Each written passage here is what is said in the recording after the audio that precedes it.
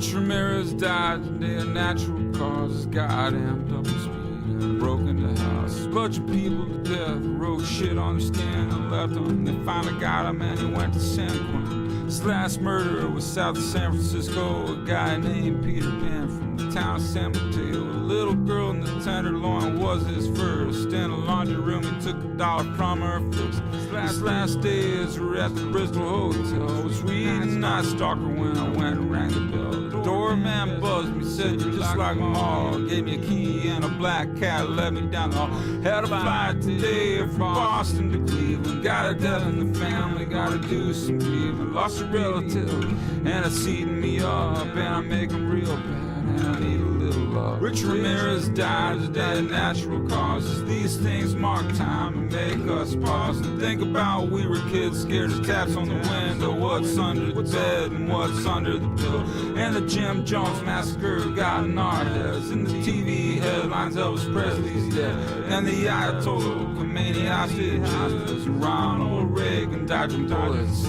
While I'm there, I'm gonna stroll through the old neighborhood. Rick stands my age and still lives with his mom when he's not in jail for menacing, stalking, and writing bad checks, cocaine charges, marked and had such a beautiful smile. He always sat on his porch, passing the time and drinking a beer and smoking a pack until one day poor Mark had a heart attack. My friend Ben's got a good job as an electrician. Sister married the pool shark Jim Evans. And my next door neighbors whom I love so, and they love me too, but they passed long ago. And if you walk just a few blocks down Stall, there's a house that was the scariest of them all. A cute little pond with a sign for sale, but those sextons kids' life was hell. And I'm telling the truth, and if you don't believe, pick up Lyle Caulfield's House of Secrets. Had a flight from Cleveland to SFO. I got 3 months off until my next show. Gonna spend time with my girl and make a record this summer. Fix my kitchen up and hire a plumber. The headline changed so rapidly that I came to the studio to work on something pretty. Then I saw the news on James Gandolfini while I was eating ramen and drinking green tea. The Sopranos guy died at 51. That's the same age as the guy who's coming to play drums. I don't like this getting older stuff. Having to pee 50 times a day is bad enough. I got a nagging prostate and I got a bad back, and when I fuck too much I feel like I'm gonna have a heart attack. I woke up today, I saw the headlines, an airline crash and 2 people died. And I'm at a barbecue in Santa Fe and everybody's drunk and feeling pretty well at 53. Richard Ramirez died, but in 83 he was very much alive. He was the scariest killer in the band. He had a pentagram in the center of his something.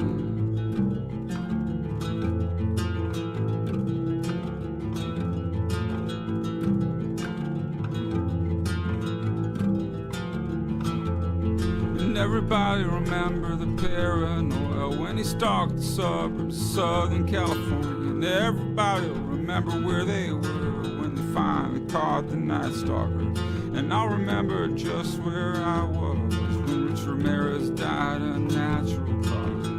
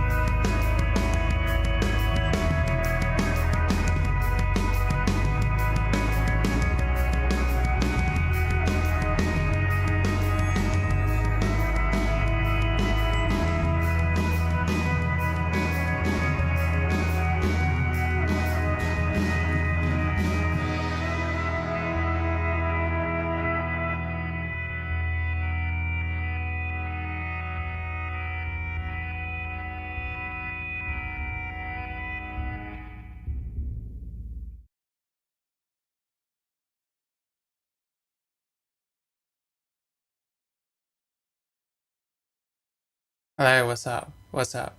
That's so loud, Jesus Christ. That's better. Hello, hello, hello everyone. Hello everyone. Hi. How are we doing? How are we doing today? Wow, Jesus Christ, man. How are we doing today? We all good? We all good? That's my chair, not me. I look forward to that being clipped and used slanderously.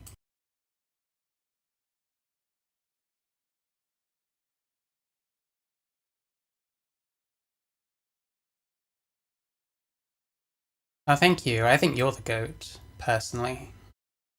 If I had to say.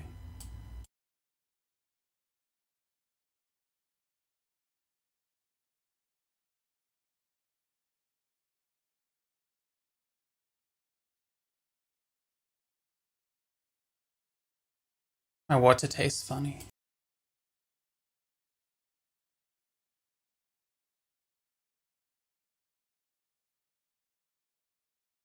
Oh, I don't know. I don't know. I don't know what's happening. It's fine. It's fine. It's fine.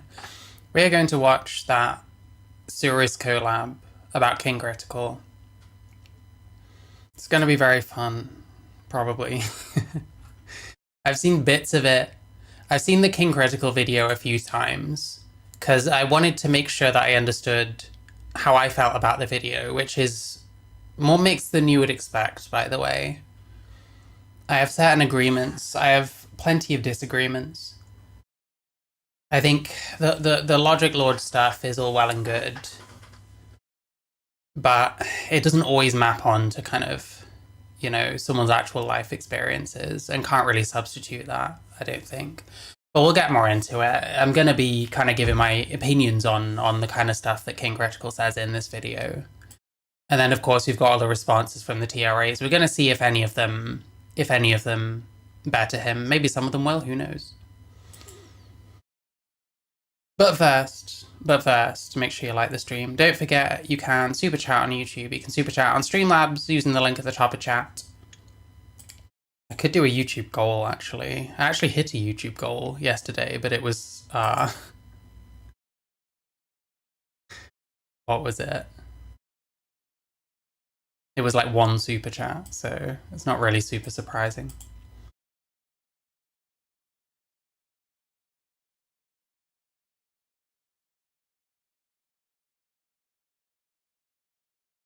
How will I celebrate if one person gives me over £5? Oh, I don't know. I can't be asked. I can't be asked. You can IDK if you give me money. That's the goal. Yeah, so before we get on to that, I wanna talk about something very quickly that happened yesterday that I've already put out in a video, but it's a video that got fuck all views, so people need to understand what this situation is. I have been censored by the right, believe it or not. You think it doesn't happen? It fucking happens. I want to show you just the start of this video. So it got very few views. This is not even the first version of this video. Previously, it didn't have this on the top. That's because I got copyright struck by someone called Jarmaine Unfiltered, who was one of the numerous people whose footage was in this video.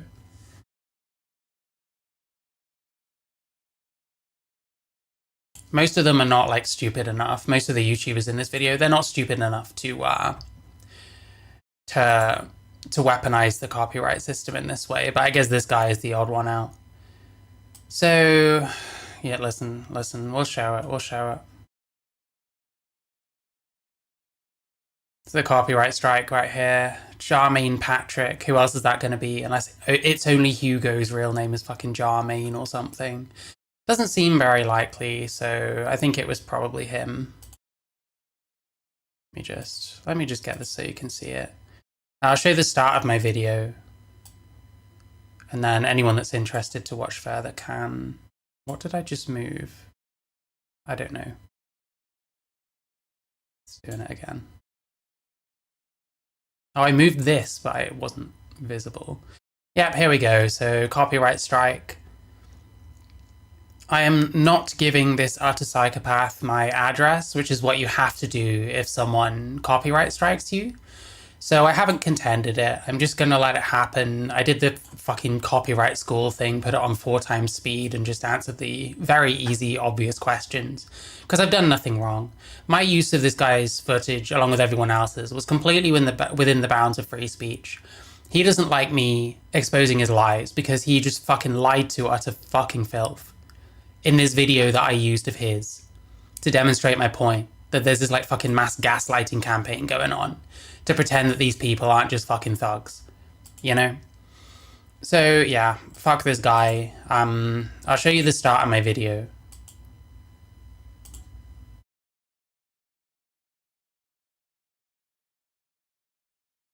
And it is quite boring, I have to say, at the moment, when the mainstream media... Already starting in the wrong place. With me. So yeah, this is kind of my new intro to the video, and anyone that wants to watch it in their own time can do so. Like the stream, etc. Hi everyone. This is not the original version of this video. This is what I'd like to call the Censored by Jarmaine Unfiltered edition. So I posted the original yesterday, and this afternoon I received a copyright claim on the video from a Jarmaine Patrick. My video is now hidden and will be deleted in 7 days.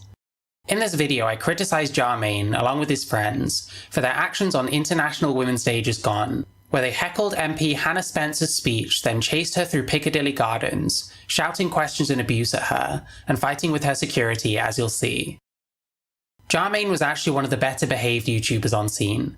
However, he helped propagate the narrative that a violent leftist activist and member of Hannah's security punched an innocent woman, that being fellow YouTuber My Breaks Don't Work, who in fact shouted abuse at Hannah, participated in chasing her down, and pushed a camera in the man in question's face, instigating an altercation with him before viciously attacking him from behind after they were separated and he began retreating.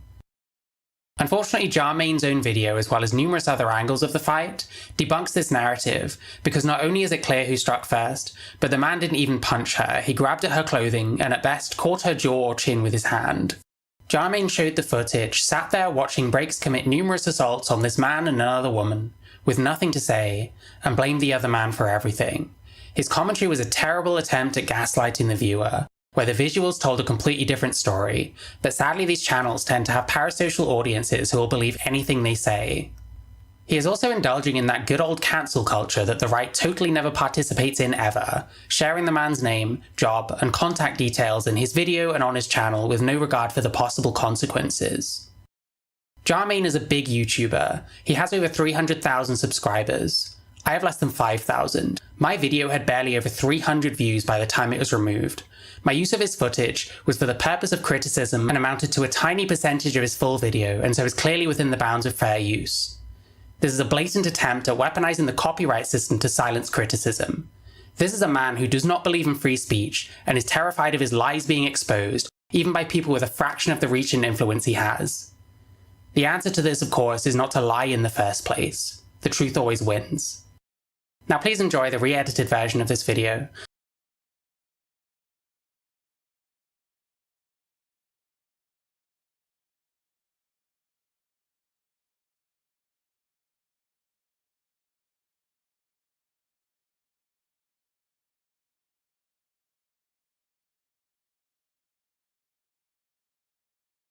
I was muted the whole fucking time, Jesus Christ. Okay, yeah. Fuck Jarmaine. Piece of shit. Whatever else I was saying. That threw me off. It's fine. He's a big channel wanting to crush a smaller channel who dared to speak out against him. Cheek of it when they go shoving their cameras in people's faces. Yep, absolutely. And then complain whenever someone does a privacy complaint or whatever. But yeah, this is the video here. I recommend people watch. And I know what else to say about that. Fuck you, Jarmaine. You are a piece of shit. We're gonna watch the King Critical thing. So yeah.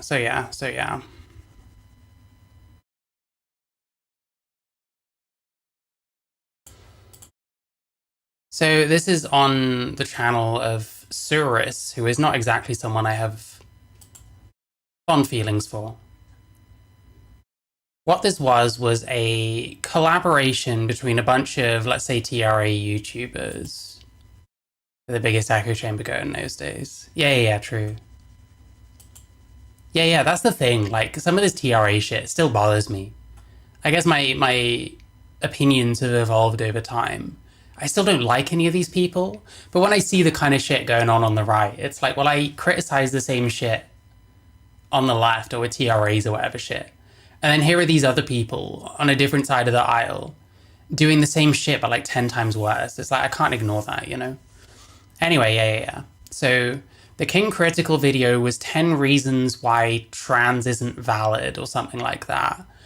I did watch it again just before this to refresh my memory. I have a whole bunch of like things that I noted down specifically about King Critical's video because, you know, we've had friendly interactions and stuff. He's in my chat sometimes. That doesn't mean that I'm just going to agree with everything he says. And I don't agree with everything he's saying in this video.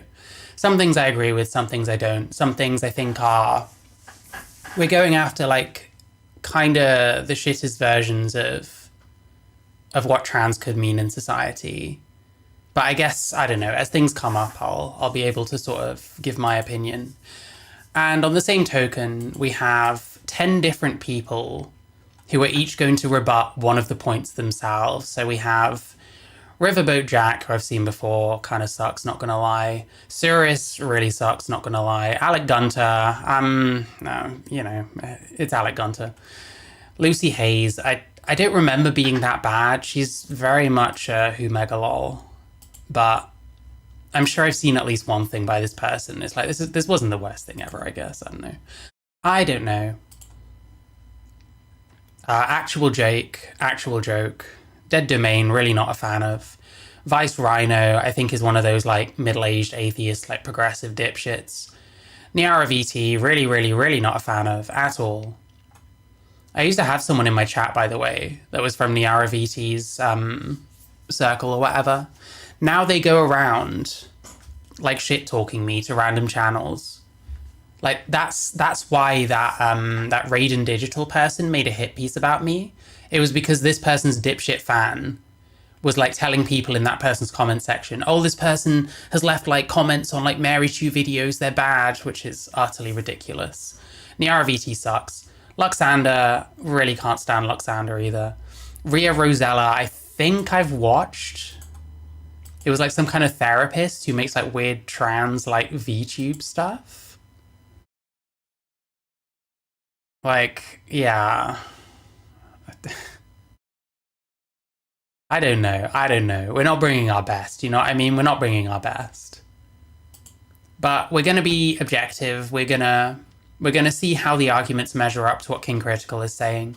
There are probably people here who are capable of besting King Critical in any one of these points, I would say.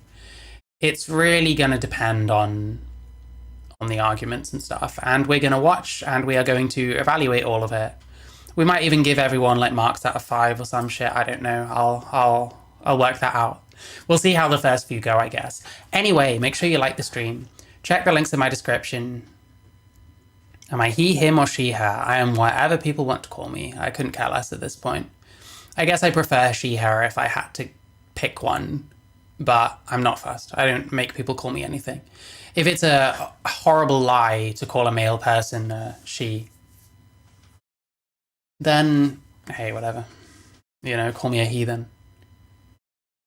FFS was worth it and you're still a VTuber. Who was it that got FFS as a VTuber? I can't remember which one. I know, man. Yeah, let's watch it. So you can super chat using Streamlabs in the links at the top of chat. You can super chat on YouTube. You can join the channel. You can subscribe, obviously. You should. You can check the links in my description. I make music. I have a Discord. I have lots of stuff going on.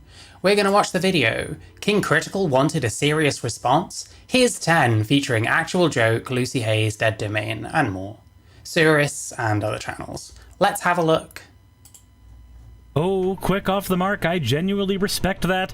I almost hope the video does well and is well received just because it's so rare to see people engage with my top tier videos.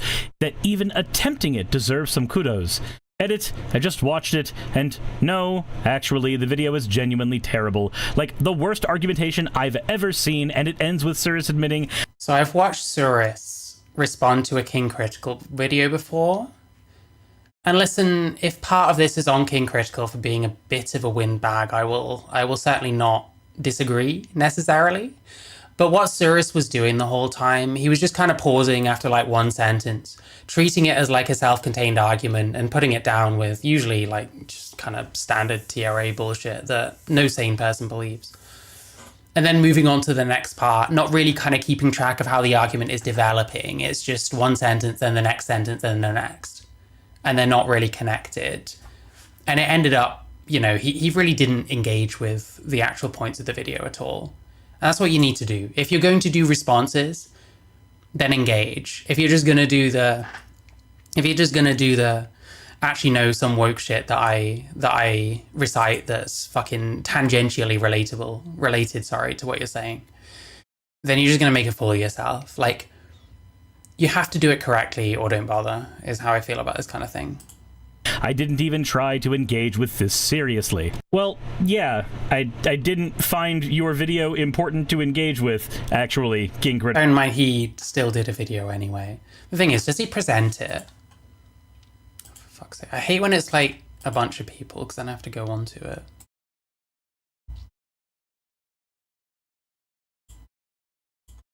Does he present it as like I'm guessing he's just being like, oh, well, I'm just making fun of it. I don't actually care. Palombo, blah, blah, blah. Where even is it?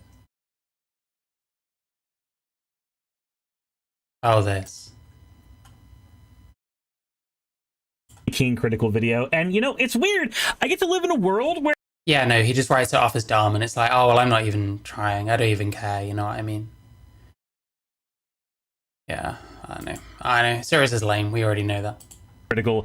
And moreover, you notice that when other people have pointed out that your video actually has a ton of different logical fallacies in it, and you say, oh no, you didn't actually argue against my point, you just pointed out my logical fallacy. That shows that your critical thinking skills are actually lacking. As an enjoyer of fallacy bingo, I'm not gonna defend whether or not one should just point out that some toys did I play with as a kid? I had a lot of like racing cars and stuff like that. Played with Lego, all that kind of stuff. Had an N64 when I got a bit older.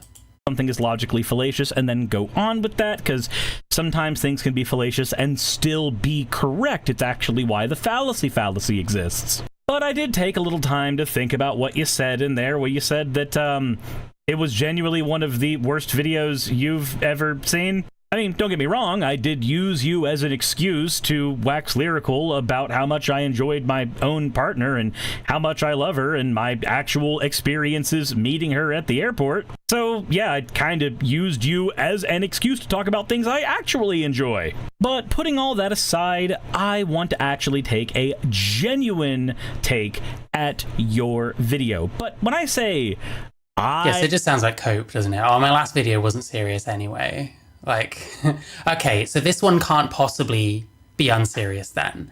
That means that this is when he is actually trying and when his friends are actually trying. So no excuses this time. Here we go. He's gonna... The intro probably goes on for another fucking 4 minutes, but, you know, well... Okay, not 4 minutes.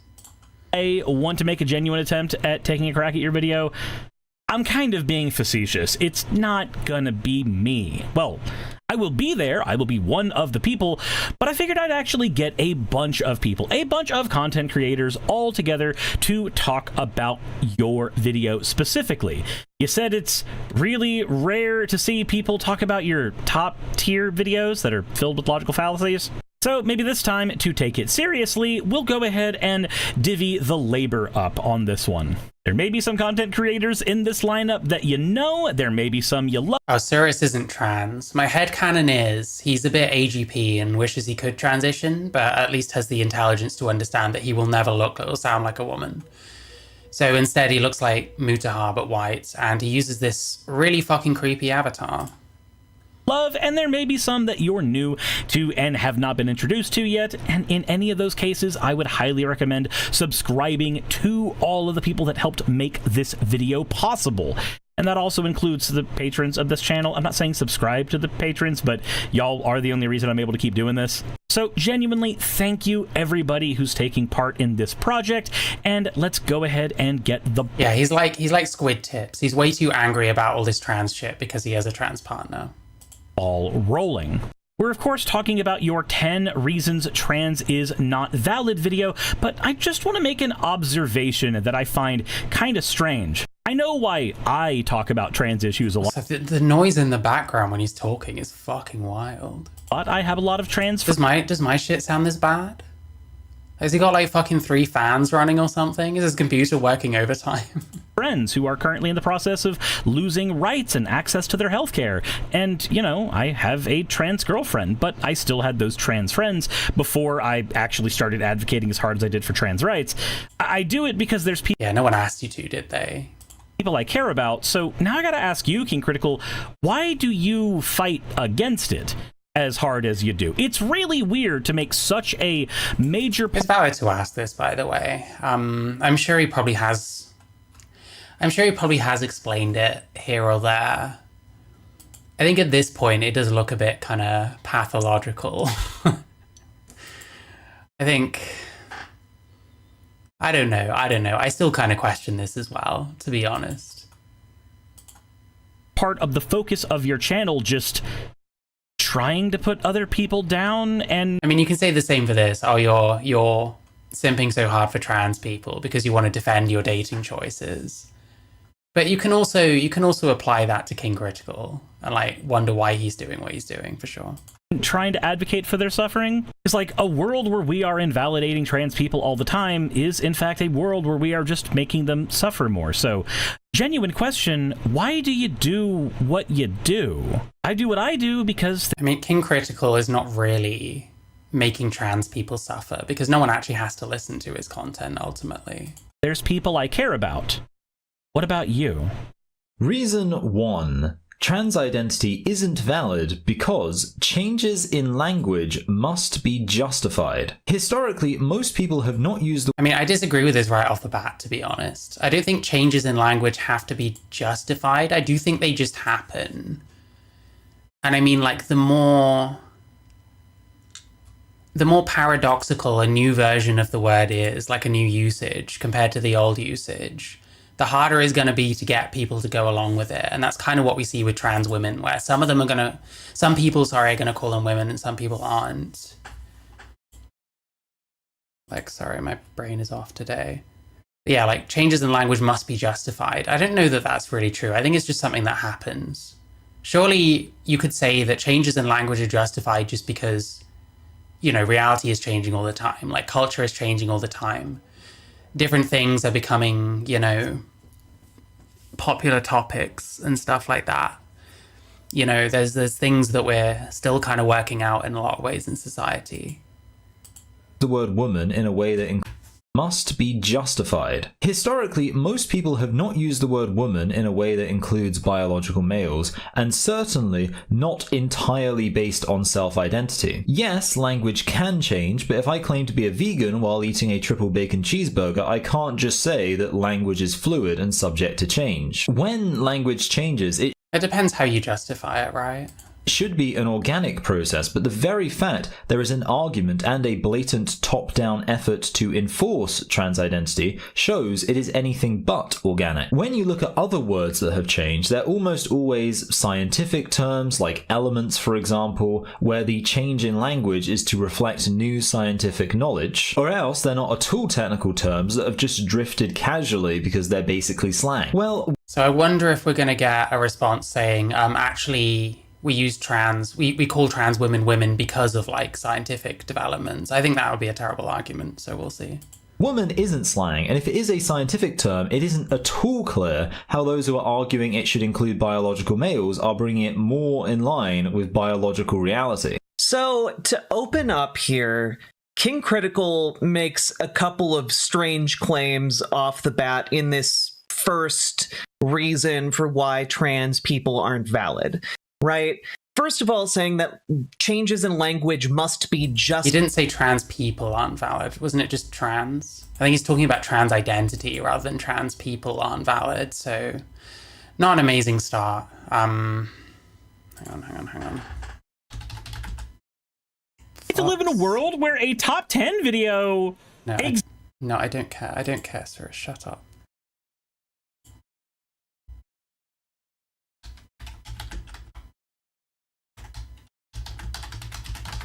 I think that even if you think that what he's actually saying is trans people aren't valid, which I don't know what that would mean. Generally, when he says valid, I'd imagine he means like logically valid, logically sound. You wouldn't say trans people in that instance. You talk about ideas such as trans identity, that kind of thing. So kind of reframing it in a way to make it sound worse than it is. It's not a very honest way of starting out, but hey. Justified. And that's not necessarily the case historically, at least not in the way he seems to be using it. But he takes issue with the fact that the change in language around transgender identity seems to be coming from an inorganic or unjustified place without historical or scientific merit. And oh boy. Yeah, I also think like saying that it's inorganic, calling trans women women, I don't think that's necessarily the case. I think it has kind of developed organically. I mean, you know, how we talk about gay people and sexuality and stuff, did that develop like organically, you know? They started out being guys that wanted to fuck men instead of women. And we found ways of talking about it and dealing with them in society. Just like they started out being largely men that wanted to be women, you know? That's a whole can of worms to get into right off the bat. But he immediately undermines himself by saying that language can change, but you know, he then gives an example of a vegan eating a triple bacon cheeseburger and saying that language is fluid and subject to change as a way to justify the decision to eat a triple bacon cheeseburger, which I find interesting on several different levels. And I went down a rabbit hole when I initially started thinking about this particular portion of King Critical's video. And it led me actually to a really interesting piece in Frontiers in Psychology titled Beyond the Choice of What You Put in Your Mouth, a systematic mapping review of veganism and vegan identity, which frankly, we don't have Why are we showing this? Why are we doing that? Just get on with it. Enough time to go into right now, but it is a very... No, but enough time, like how long has this person been speaking? Just get on with it, please, I beg you. Interesting study about the creation of veganism as an identity, or the identity one takes on when becoming a vegan, and how it isn't this binary thing where, like, you know, sometimes a vegan might eat something that was made with animal products, either intentionally or unintentionally, but the vegan identity is more sustainable than... I once knew, listen, I'm saying this is boring and now I'm talking about it. I once knew a woman that was like vegetarian, but like her partner wasn't vegetarian. And if they'd like buy food at like a fast food place, she'd still like eat some of his because it's been bought at that point because he bought it for himself. So it doesn't matter whether she eats it or not. I actually kind of thought that was fine in a way. Like if you're never the one buying it, but someone else is going to and you can't stop them, and then you eat some of the meat that someone else bought because it's going to go in the bin otherwise anyway. Maybe I kind of get that. It's a bit weird to call yourself a vegan if it's like, well, technically I eat meat, you know, but I know. Anyway. And just, oh, well, you know, you ate a piece of bacon, you can no longer claim to be a vegan ever again. His conception of this identity seems to be rooted in like the bit from Scott Pilgrim where the vegan police show up and revoke your vegan powers and your membership to the club, and that's just not really how society functions when it comes. This is actually painful. Who is this person? This is actually fucking painful. What does this person normally talk about?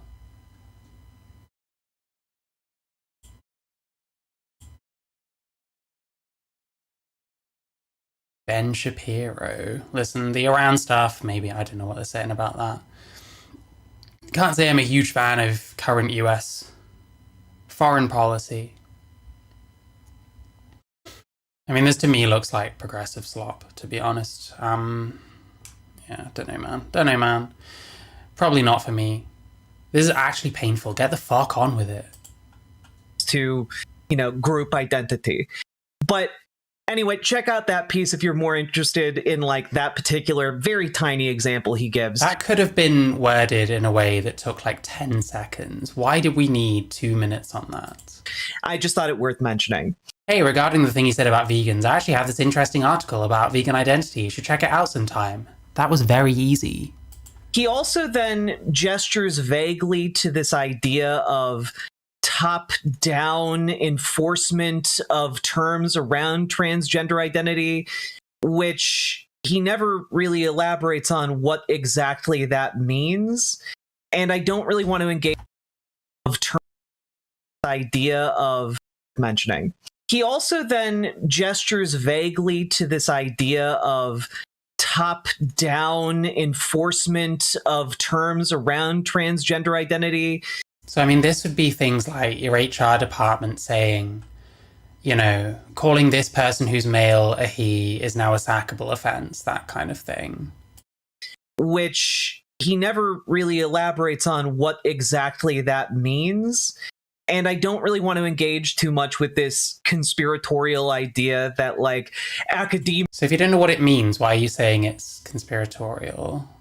Or you're just saying this is what you think he means? Has been imposing its will upon the masses, when that's really not what's happening. What's happening is, you got teenagers coming up, playing with their gender identity, seeing what fits well for them, who they are as people, as teenagers do. Adolescence is in a large part about forging your own identity. I agree with this. I think therefore adults shouldn't be teaching them all this shit about different gender identities that we've come up with.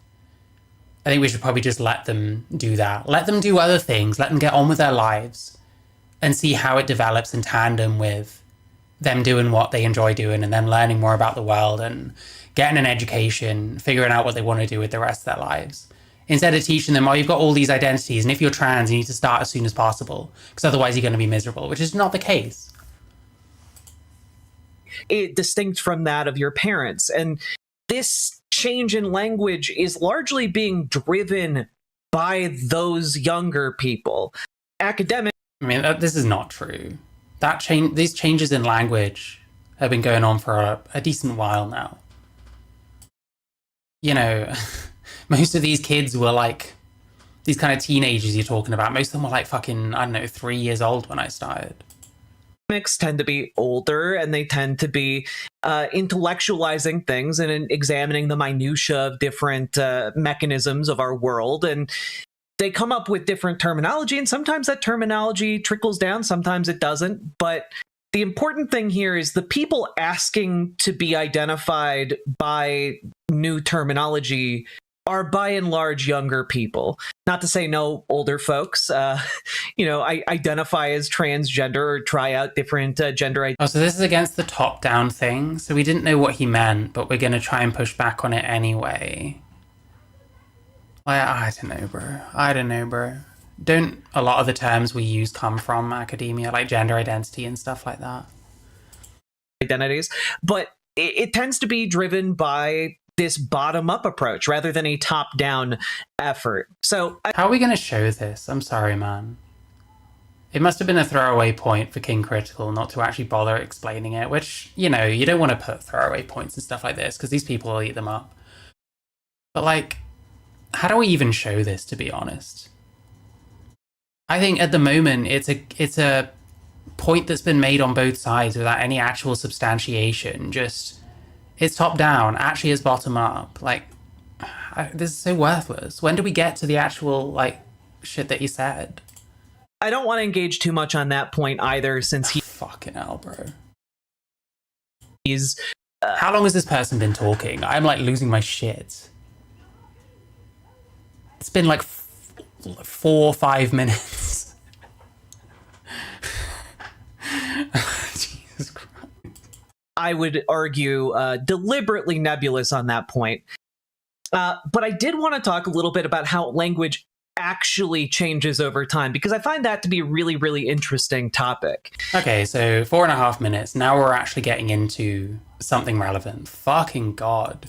And this is actually called semantic shift. And it's something that people have been debating for centuries, how it works, what the different ways of language changing might be. And I think when we start to get curious about this precise topic, we start to find out more about our world in a really interesting way, and more about this thing called language that we use to communicate with each other.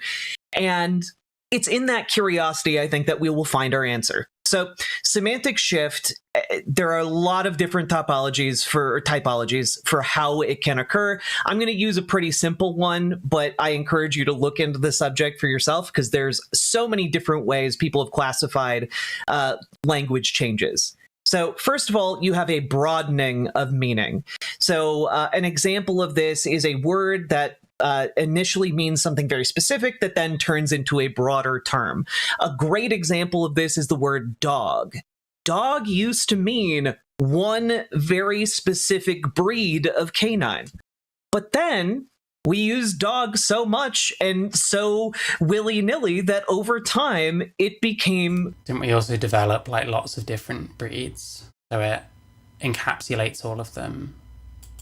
The general term for canine in our society. We just call all dogs dogs. I even think this is true.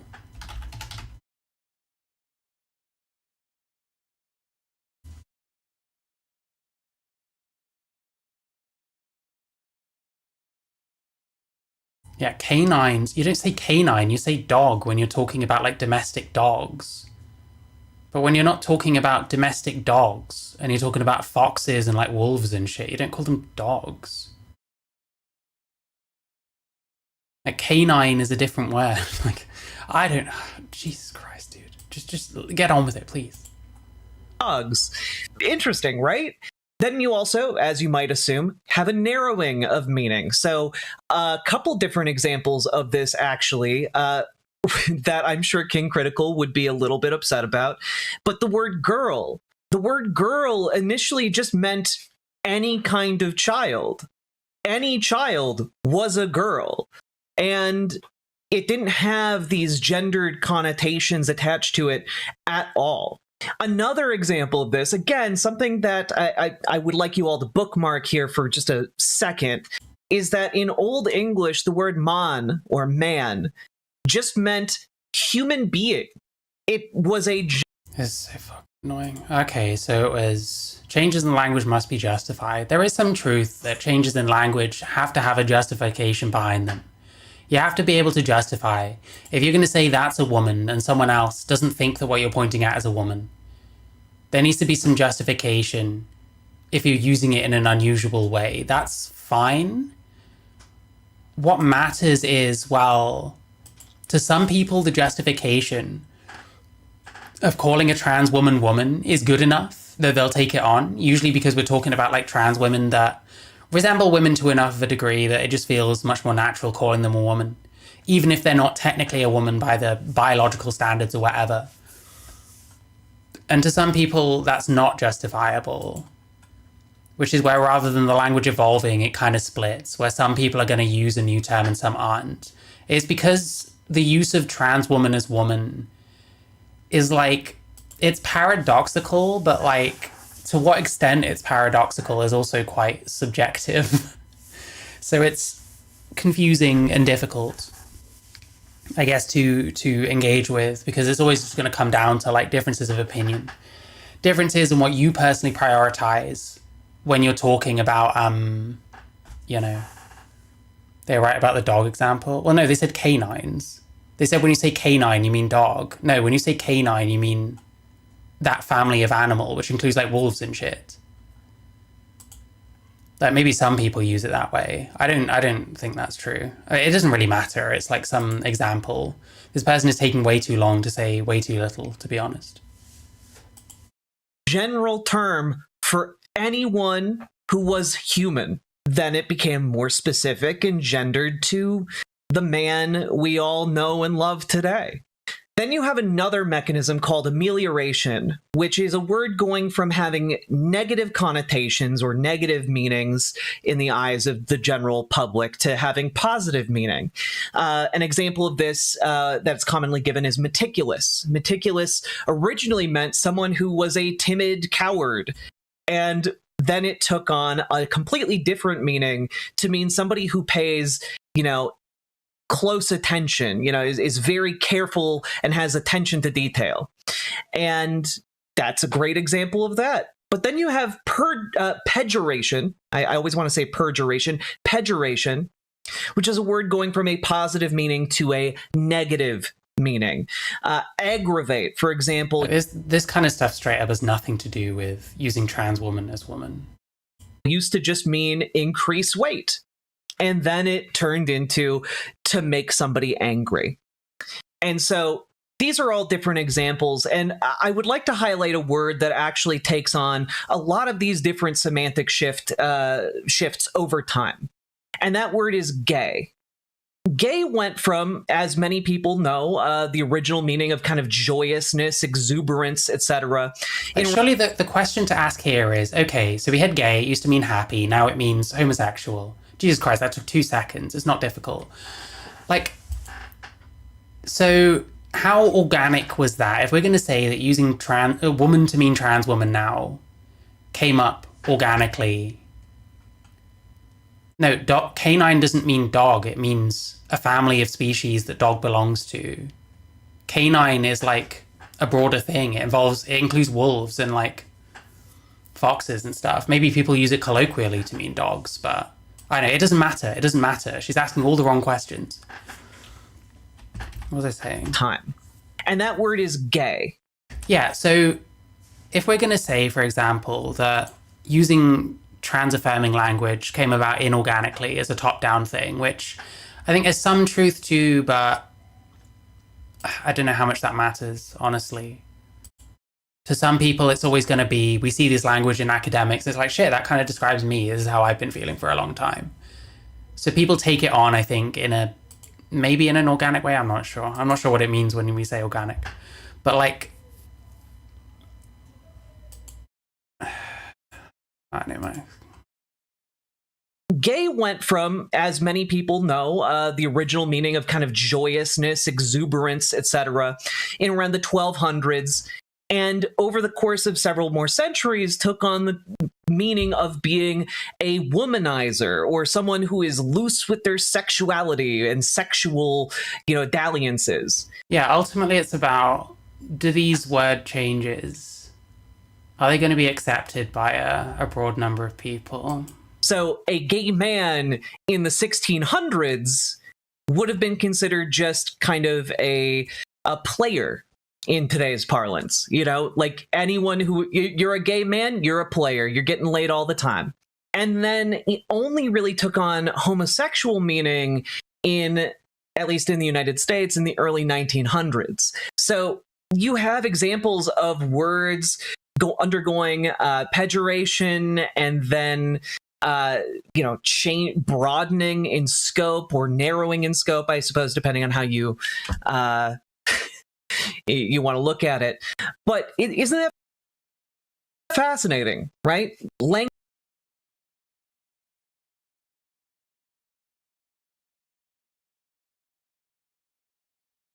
Language changing over time. And this I was muted again. Change, I want to really emphasize, happens whether or not people enjoy it or like the language changing, right? It happens irrespective of your position on whether you think it's good or bad, because what's happening is every day, millions upon millions. I actually disagree. I actually disagree that using woman occasionally to mean a male person hasn't been widely accepted. I think it already is widely accepted whenever there is a trans woman who is passing enough that they just are regarded as female where they go, and they just are referred to as a woman and a she. I think it already is well accepted, but it depends on how much you can convince someone that what they're seeing is a woman. So unfortunately, whether people like it or not, passing is very important when you're trans. And if it's not important, then I don't know why you're taking on like woman or man as your identity when you don't resemble that. It's fine if that's how you feel, but you probably can't realistically expect many people to go along with it. So it already exists and it already happens. Of people are making small choices on what words to use to try and communicate their ideas and their thoughts. And those aggregate sum of all of those decisions is these shifts in generalized reception of meaning. And I find that very fascinating, right? Yeah, you find it fascinating, but show how that means that woman has updated its meaning, because it kind of somewhat has in a way. But a great example that got a lot of people really full of bees in their bonnet was the word literally, because the word literally used to mean literally. Just talk about the topic. Just talk about the topic. There's almost nothing left. They have said very, very close to fuck all. And we're like 2/3 of the way through their fucking speech. Jesus Christ, dude. But now it has undergone a change in definition back in 2013, recognized by dictionaries to now mean. Another thing that I think about all this, I might as well just fucking give my own opinions because this person's got fuck all to say. Like, the word doesn't need changing. That's not really how it operates or how it should operate. I don't think that we need to change the word woman so that the meaning is inclusive of trans people. I think that where a trans person comes up, that it just makes more sense to refer to them as a woman than a man, then you make that exception. And that the overall rule, is that woman means adult human female. That's fine. You can have exceptions to rules, and that's okay.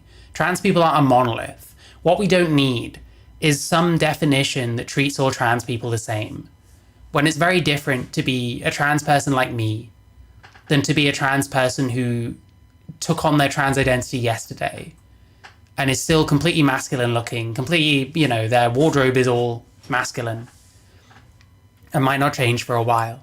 Literally all it is they call themselves a woman. Those are two extremely different experiences.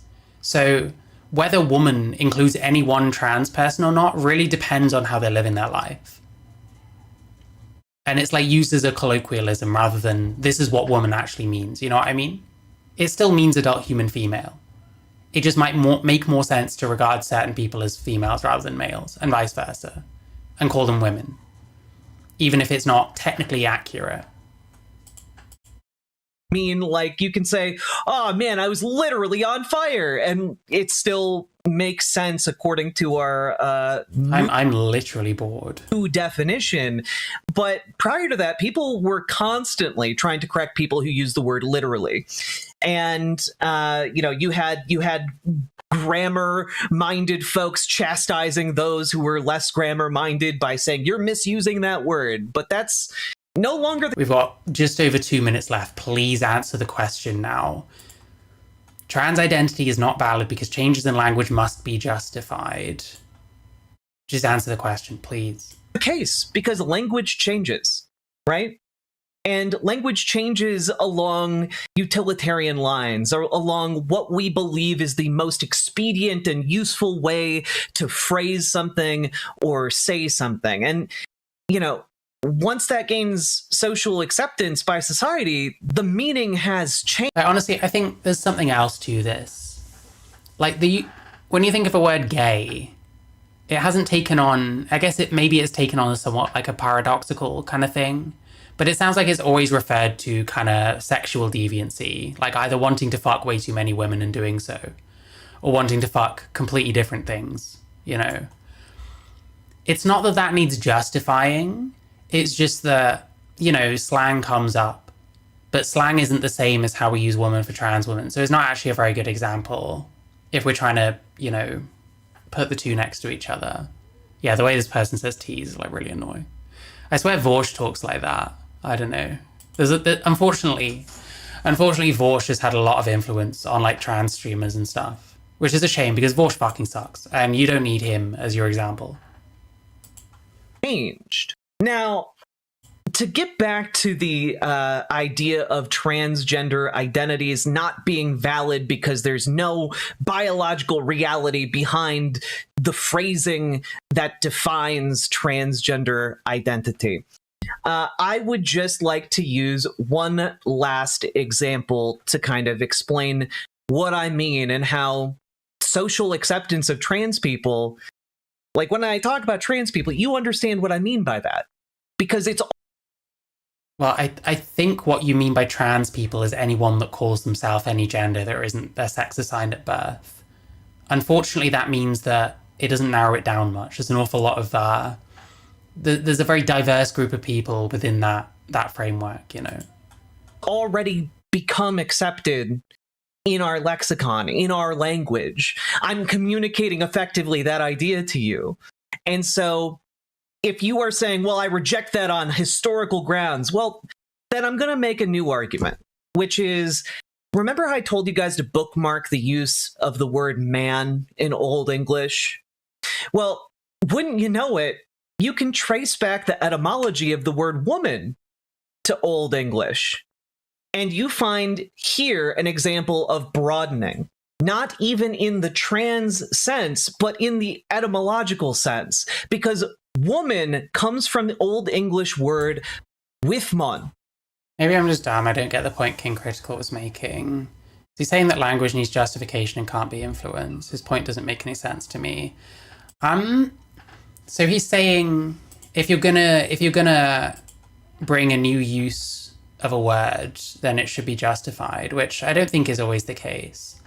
I think if you're to say there should be some justification for calling male people women, which is really what he's talking about, I think you can justify it with some but not others. And I think that when people want this overall rule that means that all trans women are women because they call themselves women, that isn't going to work. But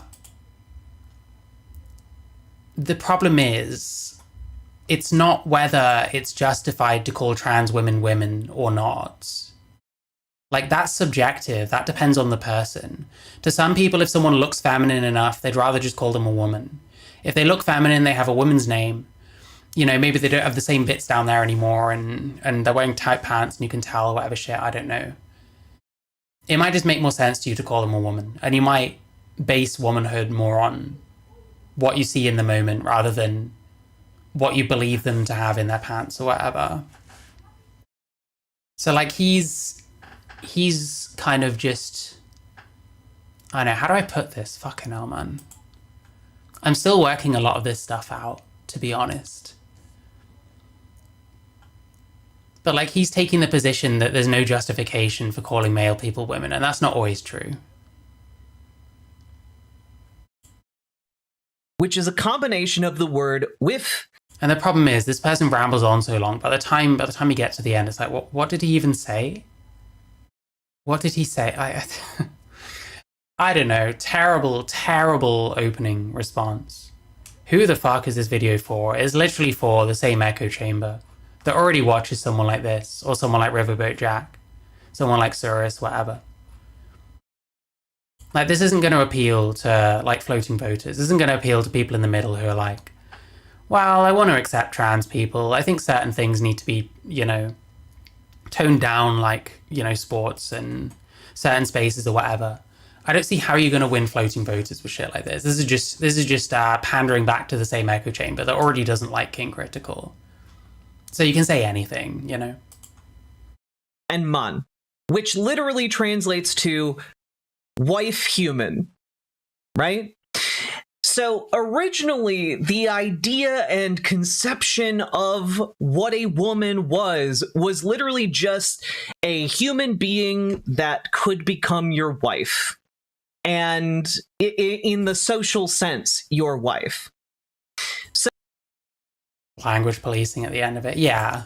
You do wonder how much of, like, his overall thing is just trying to police language. Trying to police people into accepting biological reality.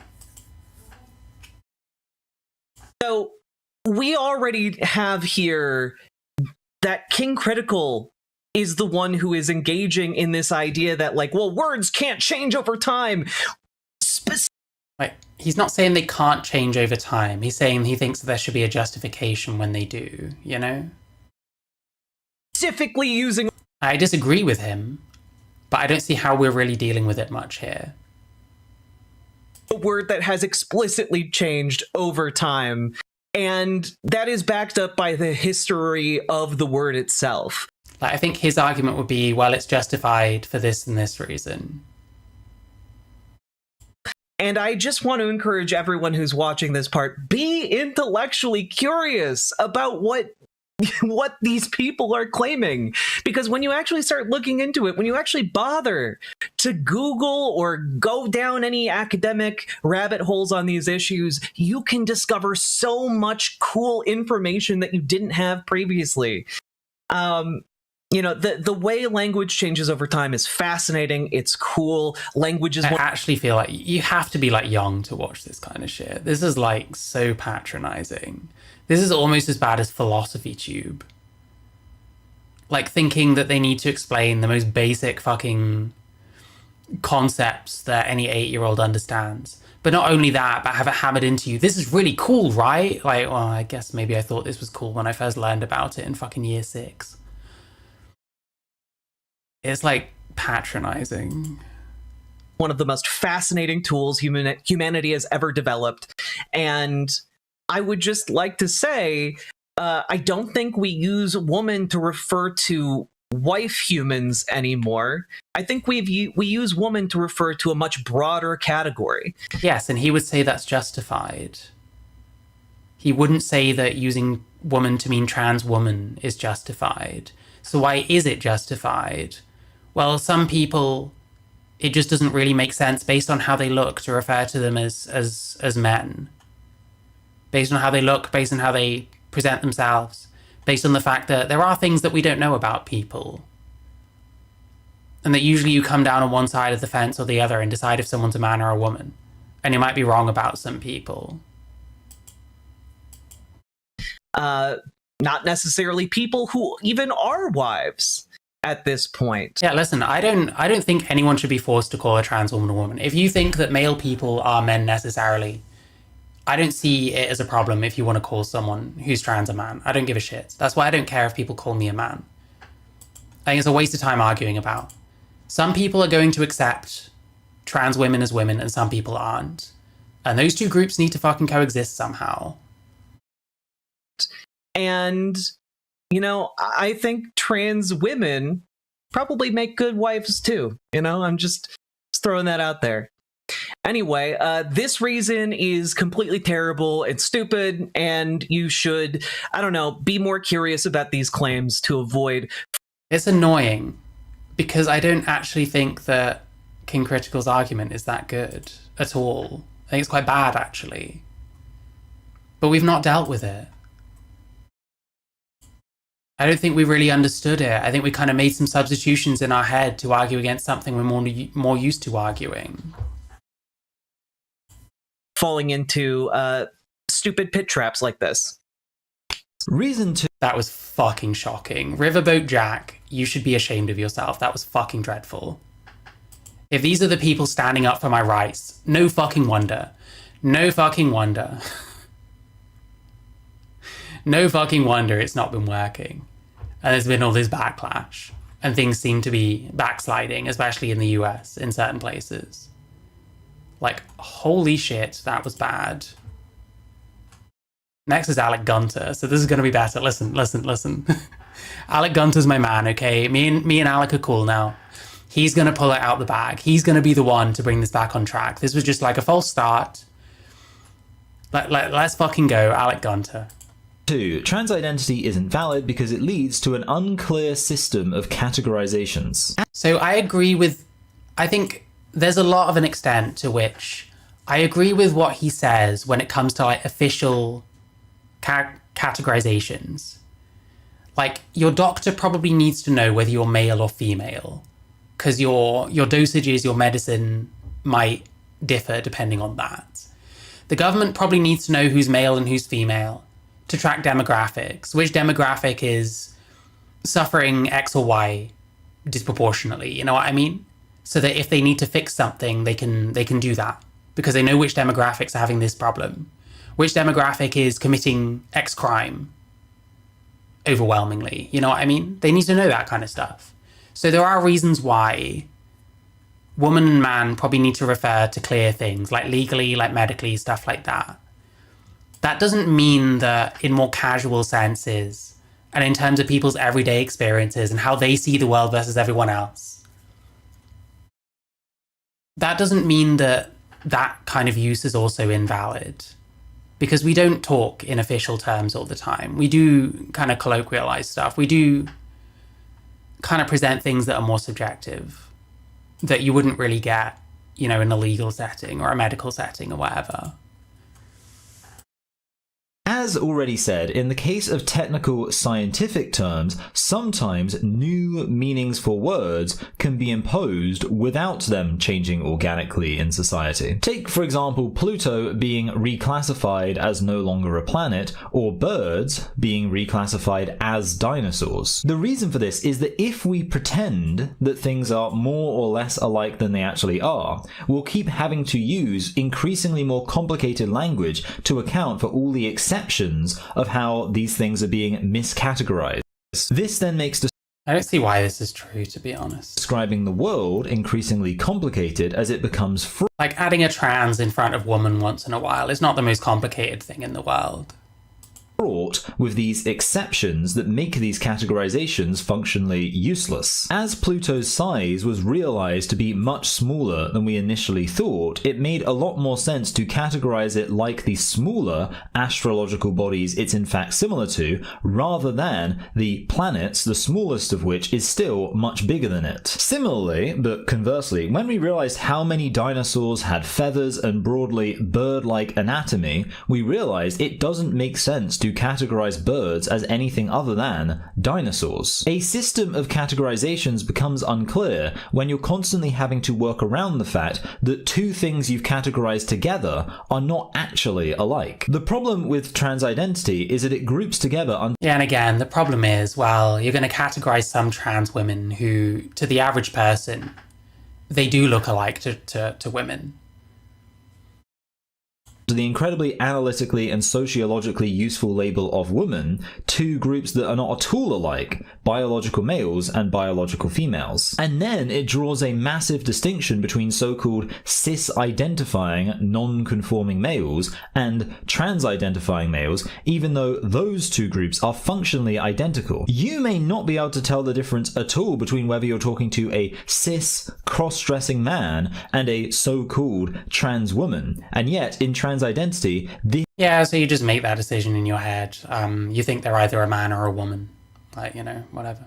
this is equivalent to the broader distinction between men and women. By accepting a definition that has nothing to do with biological or even sociological reality. Like, he's generally talking about, like, identifying specifically. And the problem I have there is, well, I agree that basing pretty much anything on how a person identifies is pretty retarded, which is not worth doing, because people are wrong about themselves, people lie, people say all kinds of things, you know. It just, to me, what someone says they are isn't very important. Someone could say they're a musician but have never played a note on any instrument ever, then I'm not gonna put any stock in that, you know.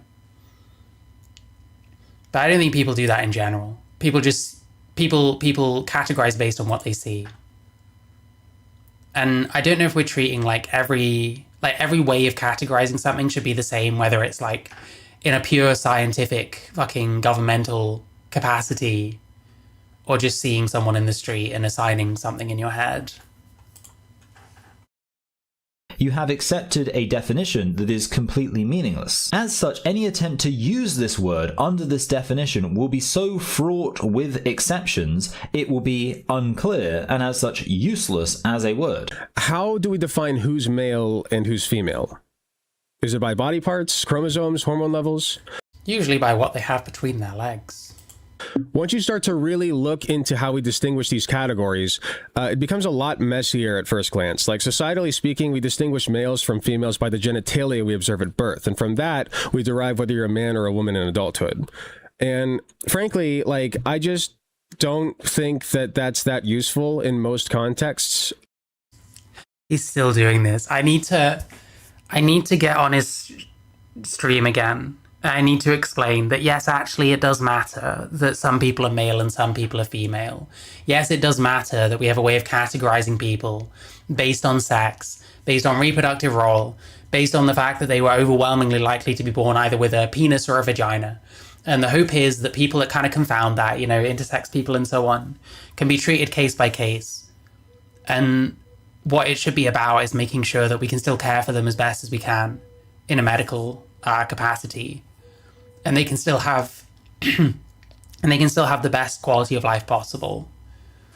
And whether they're male or female maybe matters to a certain extent if you can say, well, they have this feature that means that for medical purposes it's better regarding this person as female or male. Like, that's fair enough, but it doesn't have to be the priority. It really depends. Some people probably need such a tailored kind of, you know, system of like medical intervention or whatever, separate from men and women, that in medical terms they might not particularly care which sex this person technically is, and it's just, well, they have this condition that makes them unique in this way, so we just kind of deal with them as a person with that condition. Like, we look at other people and call them a man or a woman based entirely upon what we think is in their pants? Yes, that is literally what we do. I see this person, I don't know, this guy could have a vagina for all I know. I don't actually know. So based on what I can see and what I can hear, I intuit that most likely this person has a penis, and yes, that's a man. Not only is that not that useful, I just find it kind of creepy. I don't know. Maybe King Critical doesn't, though. I don't know. In his words, a system of categorization becomes unclear when you constantly have to work around the... Is he stoned? I can't tell. Not sure. He sounds odd. A system of categorization becomes... President Sunday thought he got this from ChatGPT, but I'll suspend judgment. I believe in Alec, listen. Unclear when you constantly have to work around the fact that two things you've categorized together are not actually alike. So I'd like to ask, is an infertile woman still female? How about one born with... Yes. Vaginoagenesis or Swyer syndrome? If so... Yeah, those are female. Oh, then what makes these people women in King Critical's worldview? I guess we can't say since he never actually defines his terms in this video. Trans is just another adjective, okay? It's an adjective describing a type of person, i.e. I hate this. Just because trans is an adjective and woman is the noun, that doesn't mean that that person is therefore objectively a woman. Sometimes adjectives refer to, like, you know, refer to something that isn't actually the noun. And it is used in more of a slang way in that way. Someone who identifies... I think, honestly, there's an argument in there. Because if you can use the word woman and then put a thing in front of it that means it's not a woman anymore, then it does speak to at least some fluidity in that word, or an implication that there are things that are this, and then there are also things that resemble this, to the extent that we'll use the word woman even though we're not actually describing a woman, you know? So there's something you could use in this, but we're too surface level here. As a gender different from that which they were assigned at birth. It's pretty simple. The categorization really isn't complex. There's never actually defines his terms in this video. Trans is just another adjective, okay? It's an adjective describing a type of person, i.e. someone who identifies as a gender different from that which they were assigned at birth.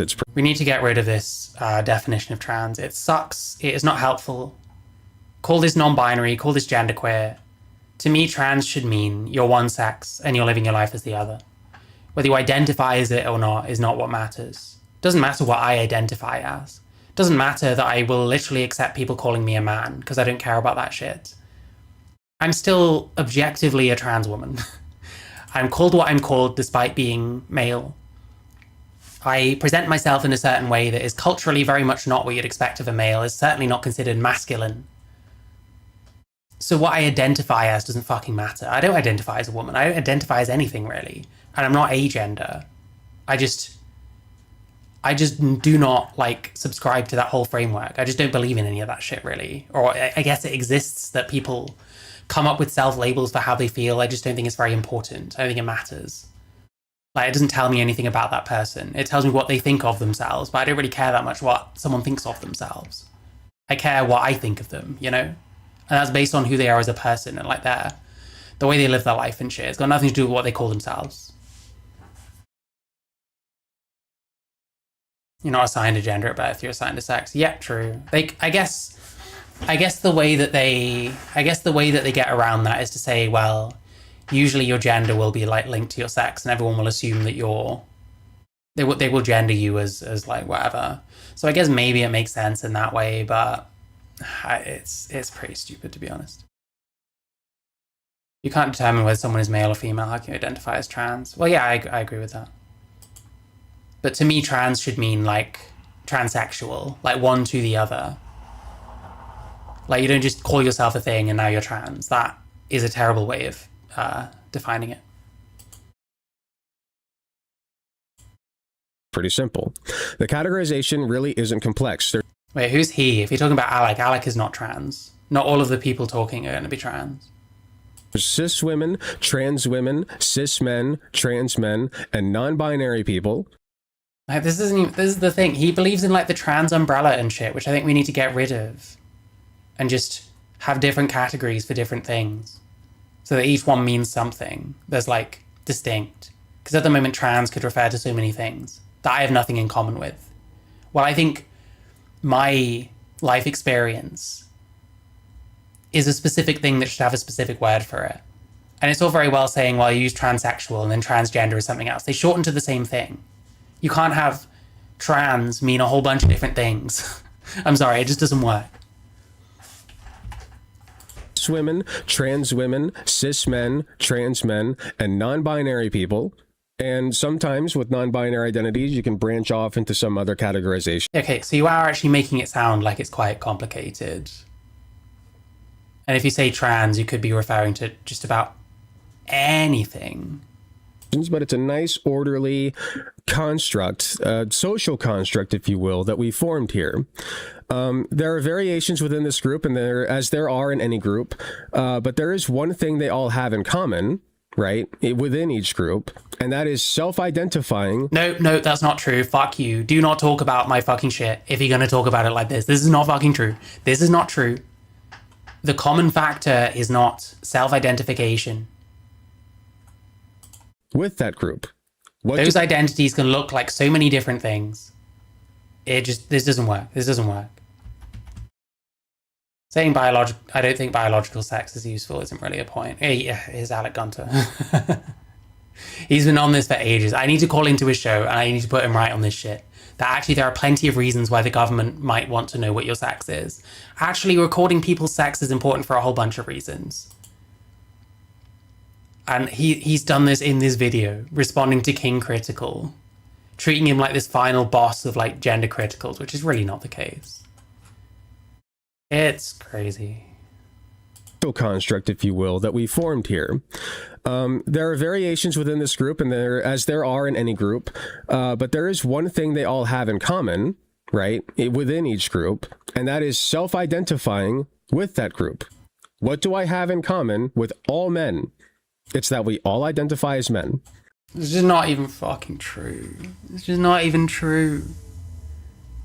There are lots of people, I guess you could say in very technical senses, they identify as the sex they're born into.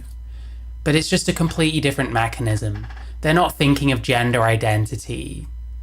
Because for most so-called cis people, that's just not on their radar. They have no reason to think about any of that kind of shit.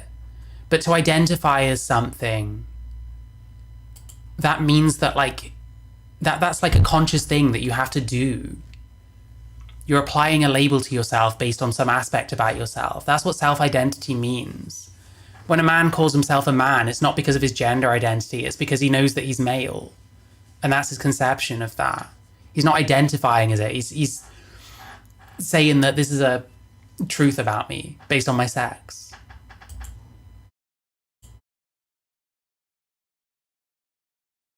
Sorry, one sec.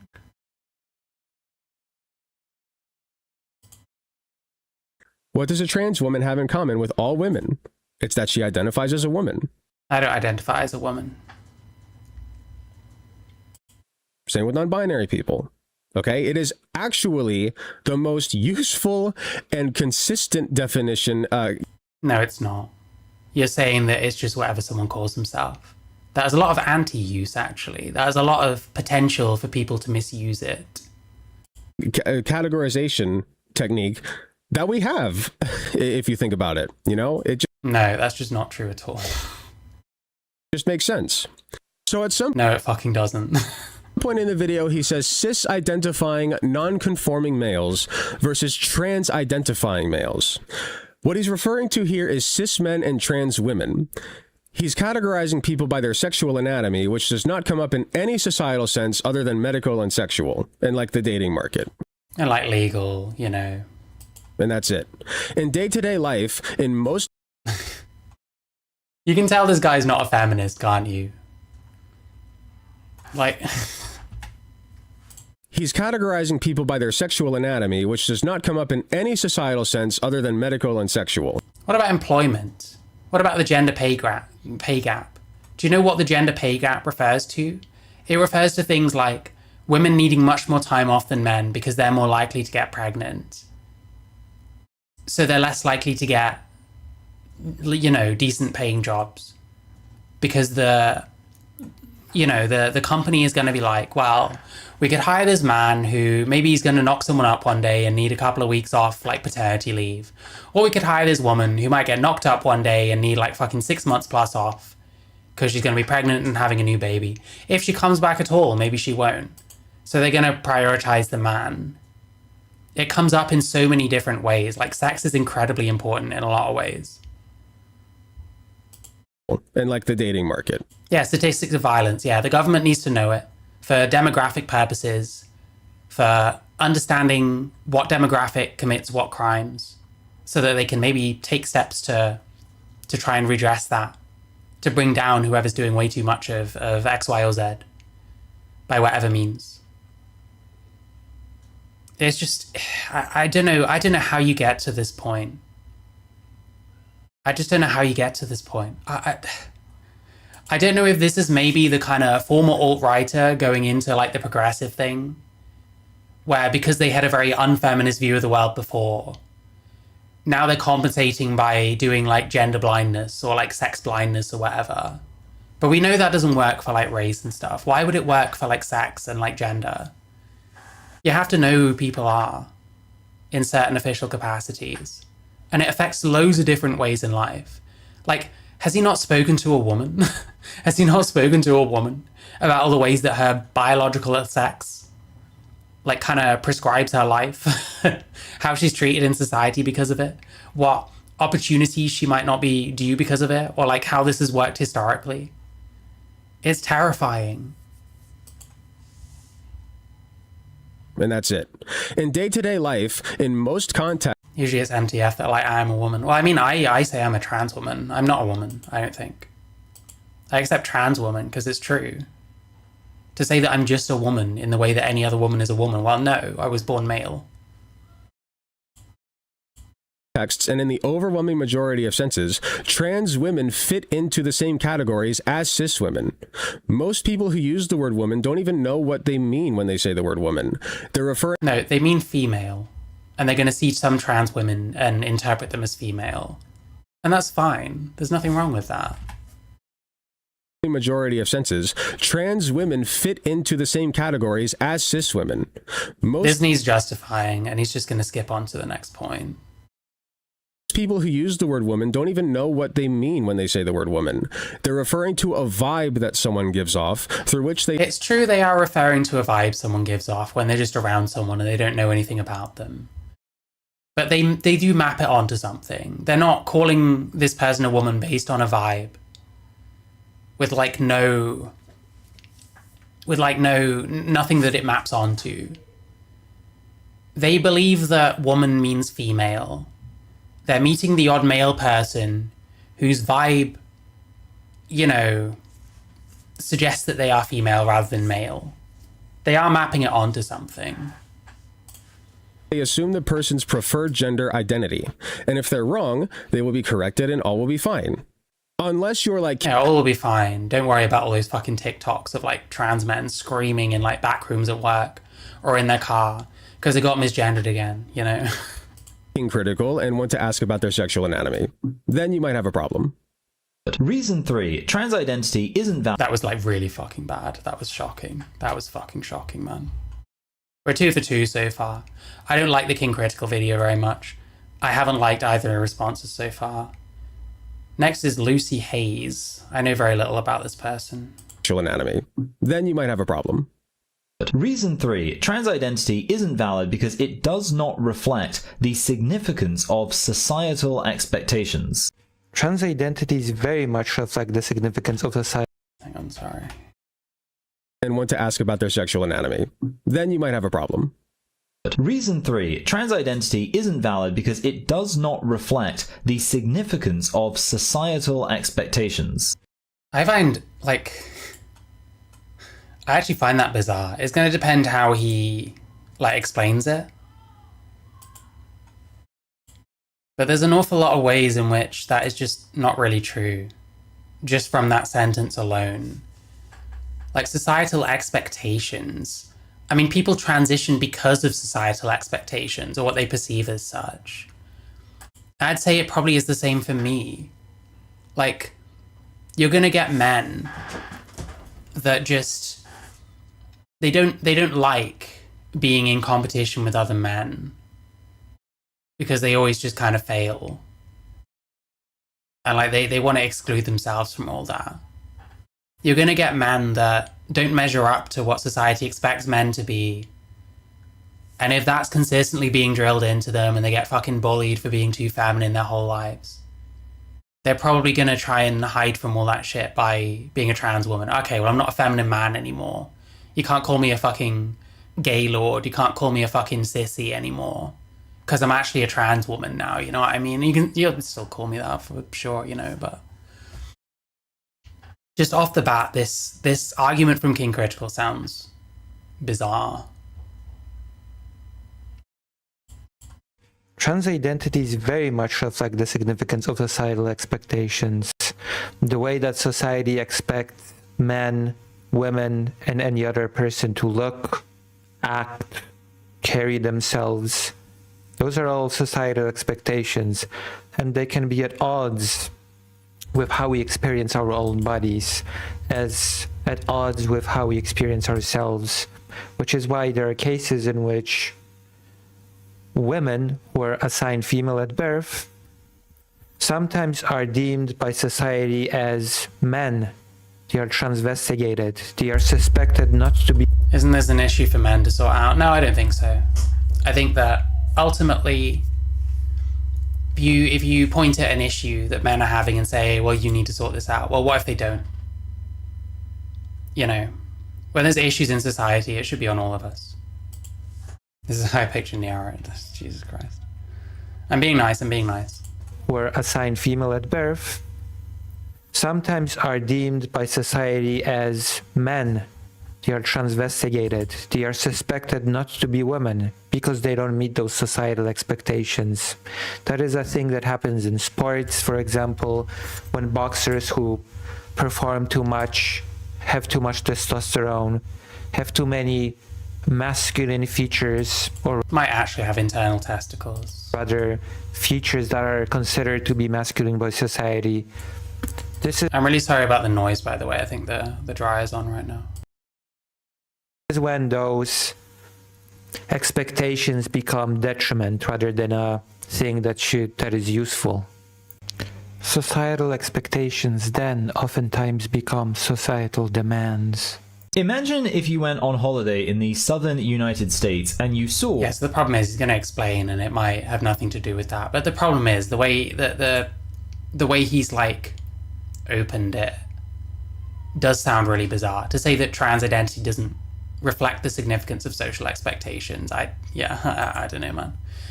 He means, well, if someone is a woman because they identify as a woman, therefore I'm going to look at them and be like, I was promised a woman and this is a man, you know what I mean?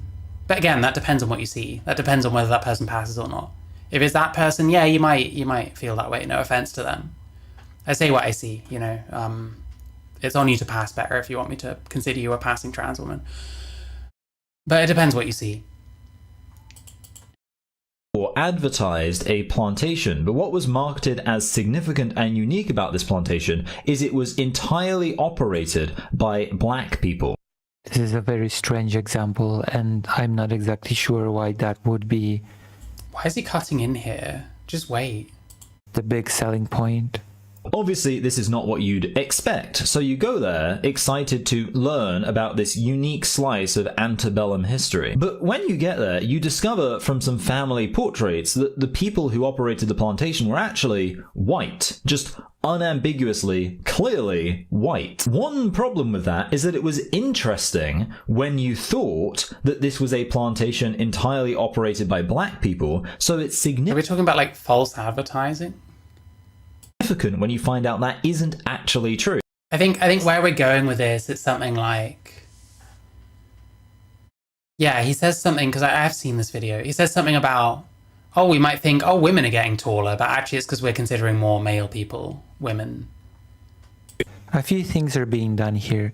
First, King Critical is conflating his own expectation with societal expectation. Second, he is conflating gender identity, which is an internal thing, primarily. We identify as a woman or a man or as non-binary, as opposed to race, which is something that is given to people externally. So is gender to an extent. How you're gendered matters. If you're on an island with no one else, it's going to matter less. I mean, it doesn't. I think this person particularly cares what they get gendered as, to be honest. But like, using race as an analog and as an analog for trans issues is never a good idea. I think there's some merit when it comes to talking about trans identity, because you can also identify as a race that you're not. And it's like, well, if you can identify as a sex you're not, why can't you identify as a race you're not? Or as a gender? You know, they're both very socially constructed things, like gender and race. I think it matters in that sense. But then the problem is what you're arguing is self-ID, which is like the worst version of trans. It's like the dumbest version possible. If you spend all your time arguing about self-ID and the idea that just identifying as something makes you a thing, then yeah, you're probably going to win every time, because that's retarded. But that's not really taking down like what it means to be trans. That's not invalidating being trans. That's just invalidating the worst version of being trans. And ways to segregate them. There is no internal identity of being white or black or Asian, Is this even true? etc.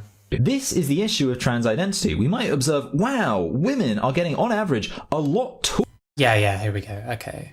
So this is a problem here. This Lucy person is cutting in when he hasn't actually made the argument yet. Taller than we've previously observed, because biological females are typically shorter. But actually it's not significant at all, it's just a bunch of biological males who have always been As race a construct. Well, everyone is a mixture of things, right? And we just we say what we see. taller, now claiming to be women. Here, King Critical is just conflating gender and sex, which are not the same thing, even if he refuses to believe. Biological women are getting on average a lot taller than we've previously observed, because biological females are typically shorter. But actually it's not significant at all, it's just a bunch of biological males who have always been taller, now claiming to be women. Here, King Critical is just conflating gender and sex, which are not the same thing. He's not actually doing that, because he uses woman as a sex term, not a gender term. Even if he refuses to believe that, even if he refuses to accept that, it is widely accepted that gender and sex do not mean the same thing. So the whole example about females being on average taller or shorter than males then just does not apply. It just falls flat, because Did I compliment this person earlier? They're actually dumb as rocks. Or they're dishonest. I don't know which, and I don't care, to be honest.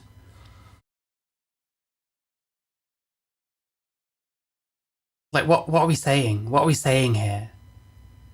The example is, if you're going to use woman to include men and then say, oh, women are getting taller now because we're including more men, doesn't that speak to, like, well, Who are we categorizing? Who are we actually talking about when we say women? Because to most people that still means like female, you know what I mean? Female does not equal woman, male does not equal man. No, that's literally what he thinks, so you need to take that on or provide a better definition. Overall, I think that's a fine definition. That was a shit response. I'm sorry. Listen, Lucy Hayes, whatever your name is. That was actually a fucking dog shit response. Significant that the United States has never had a woman president, and it will be significant when the United States gets its first female president, unless the first female president... Yeah, when he says woman, he uses that as a sexed term. He doesn't use that as a gendered term. He doesn't think it is a gendered term. He still believes in the concept of gender. So you're just finding a way to not engage with that argument instead of, you know, I mean, like in terms of, this is what I mean. I think that an overall rule being woman means adult human female is fine. And for official usages such as how tall are female people these days? How tall are women these days? You probably should just refer to female people. It's just fucking easier. Because if you're male but identify as a woman, you can just make that kind of conversion. Okay, well, I'm part of the male group, which means that my average height is this, not that, but I consider myself a woman. Like, whatever, that's fine. Like, in terms of official usages, then sure. But, like, what did he even say? Like, because we didn't engage, like... Black. Now, women are getting, on average, a lot taller than we've previously observed because... Yeah, you might just be saying what you're seeing and there's nothing wrong with that. And it's like, well, okay, some of those are male. Okay. Maybe my conception of woman is just what looks like what my idea of a woman is or something. Biological females are typically shorter, but actually it's not significant at all. It's just a bunch of biological males who have always been taller, now claiming to be women. Here, King Critical is just conflating gender So it's kind of a nothing point. But we still managed to avoid answering, unfortunately. and sex, which are not just full. It's significant that the United States has never had a woman president, and it will be significant when the United States gets its first female president, unless the first female president is just Donald Trump identifying as a woman. Same as before, conflation of gender and sex, not much to add. The point of language is to describe reality. Actually, the main point of language is not to describe reality. The main point of language is communication, of effectively communicating ideas, of effectively... I think they're probably both right here. Language exists to communicate, but we have to,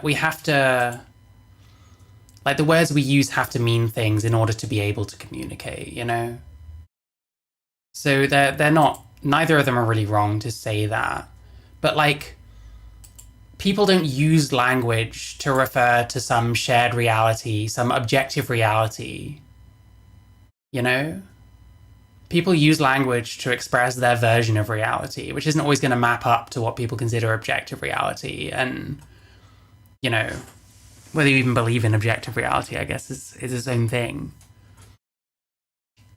So I don't entirely buy the idea that, oh, well, words have to exist to describe reality. Well, not really. Communicating my experience to the other person so that they can understand it, of describing my reality to the other person, and yeah, for describing my reality. That's a bit closer. them to be able to describe their reality to me. Communication is the main function of language, not the description of reality. But we didn't really debunk what King Critical was saying. Yes, there's an aspect to which it does have to refer to things that everyone understands to be true, or as many people as possible understand to be true, you know. Reality. And one aspect of that is to correctly identify the relative significance of facets of reality. The reason we don't just say that white men can start identifying as black men is because that would mean everything that we are expecting based on our sociological observations of black men would immediately go out the window, making the categorization pointless. Race is not an internal identity like gender is. People do not identify as black in the same way that people identify as a woman. Is not an... I actually disagree with this. The problem is, these same people, I don't know about this person personally, but if you're going to say that cisgender means you identify as your own sex, then surely that same mechanism exists for like race. Surely that same mechanism exists where a male person is saying they're a male and therefore a man. To you, that's a cisgender person, a person identifying as what they were born as.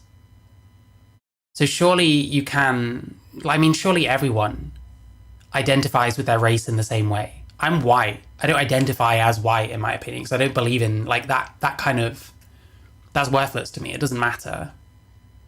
But I'm still white and would refer to myself as white. I would label myself as white. Like, what if you did have someone that earnestly like labeled himself as black, thinking that's what they should have been, or thinking that's what they are really on the inside? That is what I mean when I say that trans, like self-ID is just like the worst version of trans. And that's probably why King Critical has like gotten away with it, to be honest. Like, a lot of this is arguing like the worst version of trans. So of course there's going to be issues. I don't think people are picking up on this. They're not realizing. They're kind of broadening it out to all of transness or whatever. When a lot of this is about self-ID and it's about specifically taking on an identity that isn't something that reflects who you are, like biologically, you know what I mean? Internal sense of self that exists within people, being of a certain race. Like, you're just saying that this doesn't exist, but I mean, aren't you potentially invalidating others' experiences? That's the problem. That's the problem with putting too much onus on identity. Well, maybe someone will one day. And when you say, no, you don't identify as a race, they'll be like, why? Like, how are you going to answer that, you know? It is a thing that has been put on people. It was socially constructed in order to segregate people, usually in a hierarchy of those people that are above and those people that are below, usually for one group to be able to subjugate the other. And actually, it is completely not true that certain expectations and not meeting them would mean that the whole concept is completely pointless, because those are socially constructed concepts. As an example, during the Napoleon, it's not true that certain expectations and not meeting them would mean that the whole concept is completely pointless, because those are socially constructed concepts. As an example, you can still want socially constructed concepts to mean something. You can still want them to map onto things that exist, sort of not just socially.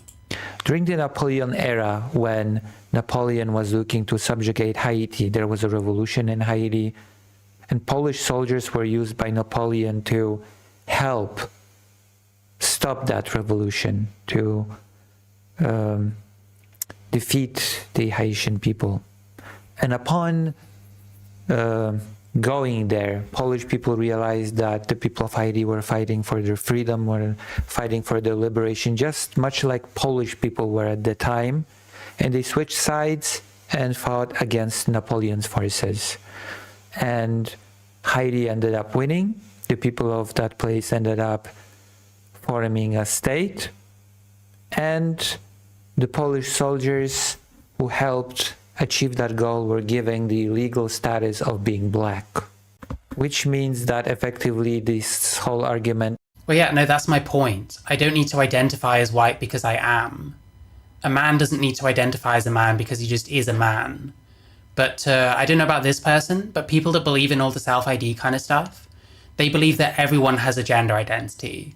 So they believe that even though it's pointless to identify as a man when you're a man, they think that you do so long as you're a man and know that you're a man. They interpret that as, identifying as the sex you're born with. That's what cis means. So that's like the same logic should apply then. Actually, you do identify as a race because it's the same mechanism. You're white, you're white. You refer to yourself as white. You're self-identifying as white. That's like according to their logic. I don't really believe in any of this shit. I don't think what you identify as matters.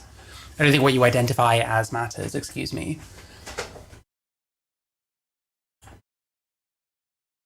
Of if these people don't meet my expectations of being black, then the whole category is useless. It is an empty argument because there are historical examples of these categories. So did that have anything to do with what you said? Being argument of if these people don't meet my expectations of being black, then the whole category is useless. It is an empty argument because there are historical examples of these categories being very much changed, expanded, or reduced.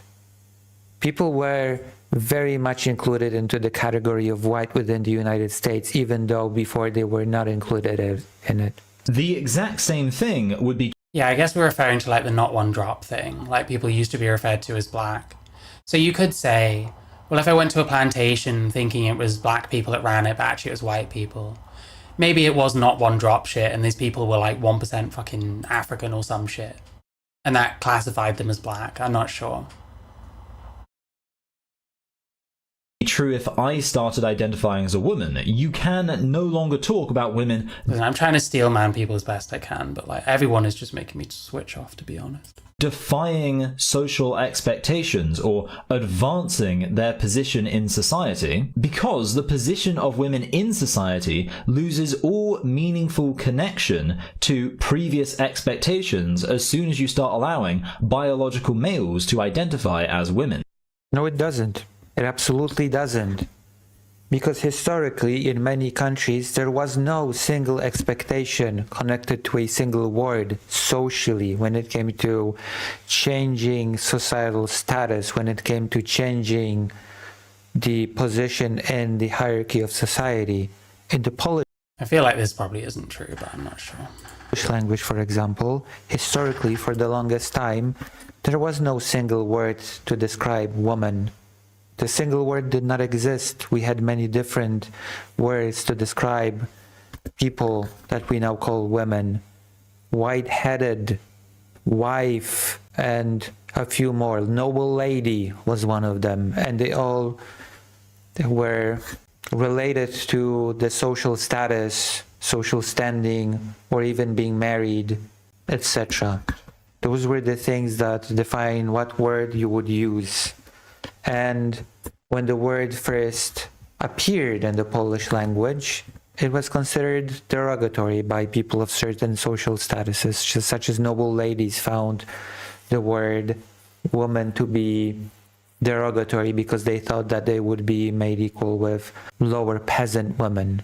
And the word derived from pig pens, the word that the current word for woman. So it's not as simple as that. It would actually not make the concept useless to expand it. Concepts get expanded all the time, and just because they do, it does not mean that they lose their meaning. They simply get expanded.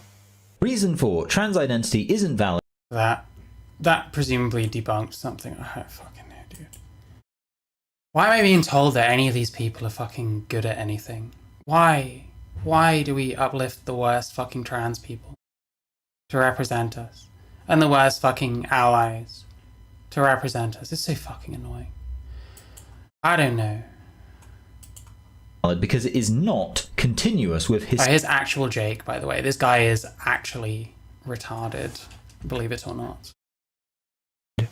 Reason for trans identity isn't valid because it is not continuous with historic societal development. For the sake of simplicity, I'll use... I don't even think that's true. Fucking hell already. I don't even think that's true, really. Historic societal... Trans identity isn't valid because it is not continuous with historic societal development. For the sake of simplicity, I'll use... Obviously, trans people are congruous with human societal development, here they are right now in continuity with all other human experiences. Wow. What a ridiculous claim. The term patriarchy to describe the consistent... I actually agree that it's kind of a ridiculous claim, but what the fuck is Jake talking about? Historical trend of men being in positions of greater institutional power in society. I like how he's like, well, I guess I'll use the woke term patriarchy to describe men's systemic oppression of non-male people. Hilarious. All accounts of... Is patriarchy men's suppression of women? I thought more referred to, like, you know, just the advantages you get being male in society. Was it systemic oppression? Of the origins of patriarchy put the focus on the biological significance of women being women. I've never heard any account that has said it amounts to just a decision for men and women to identify either side of a divide. I've never read of anyone identifying on either side of the gender spectrum, except for all the examples of people who are doing that, except for the millions of people who are literally identifying as a gender that has either incongruence with their sex or incongruence with society's expectation of their gender expression. It is a ridiculous notion to suggest that human beings, because of their sexual characteristics, have to socialize in a very specific way. It's bioessentialism in an insane way. I don't know anything about this guy. I don't know if he believes in like the God of the Bible or religion or anything, but if you are a secular person and you believe that human beings are animals that have evolved on Earth alongside all other creatures, it is impossible for you to make the bioessentialist argument that your sex organs determine your This fucking idiot is making my brain turn off. Which reason is this? Is it number 4? 1, 2, 3, 4. Jesus Christ. Let me just listen to it in isolation, because I cannot fucking deal with this shit, man. As women. Reason 4, trans identity isn't valid because it is not continuous with historic society. Like, so many of these fucking idiots on this video did it as this like react segment thing. Like, at least this person just kind of played the whole thing and then talked. I think Alec did similar. But then the last one and this one, they keep cutting in instead of like letting the argument develop and then going for it. Because he uses way too many words, okay? He says way too many fucking words. So you have to wait a little bit. When it's just this cutting commentary shit, it just doesn't fucking work. What's the actual argument? Jesus fucking Christ, dude. Actual Jake, what the fuck did trans people do? What did trans people do to deserve you as an ally, actual Jake? Jesus fucking Christ. You're a right-wing psyop. Change my fucking mind. Development. For the sake of simplicity, I'll use the term patriarchy. Like, I don't know if this is true. I don't know how we would consider, like, gay people, for example.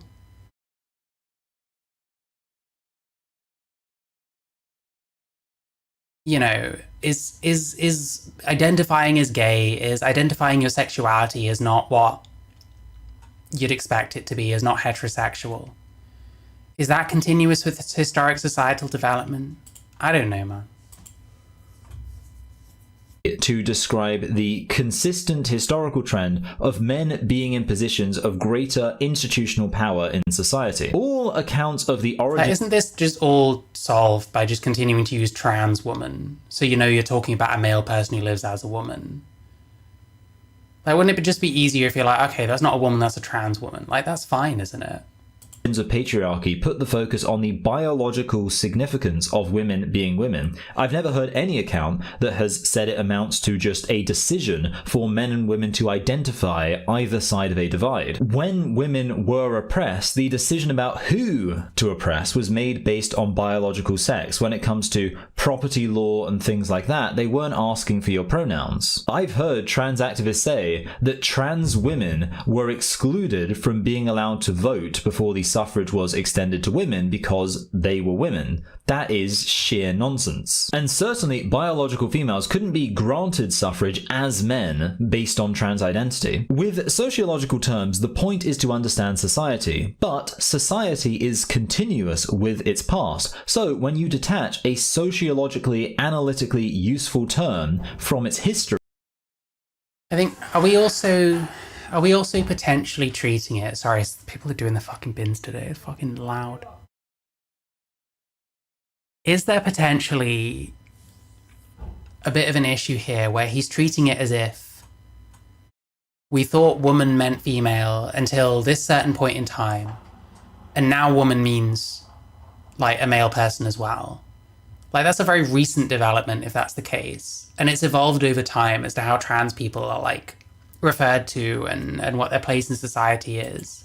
Where first off it was just a handful of men who are overly feminine and want to be regarded as women in society or whatever. And you call them transsexual and then transgender and then all this other kind of shit. And there's been a more recent push to include them as women. But that's like ideas like evolving over time as well, you know what I mean? Oh yeah, F2F. Fucking Luxander. What is it she calls her fucking live streams? It does my head in. This person is not trans. Wasn't it that fucking Duckbringer retard was doing that in my chat as well? Oh, I'm trans because I thought I was a man for 5 minutes, then desisted. So you're not trans then? That's not trans.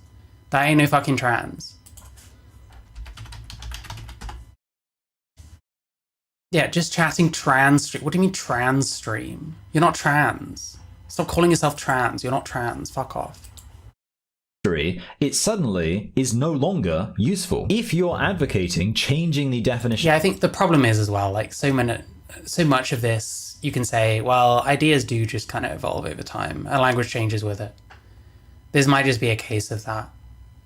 ...of woman to be more inclusive, then how do we handle history? Do we retroactively apply this definition into the past and therefore pretend the past was...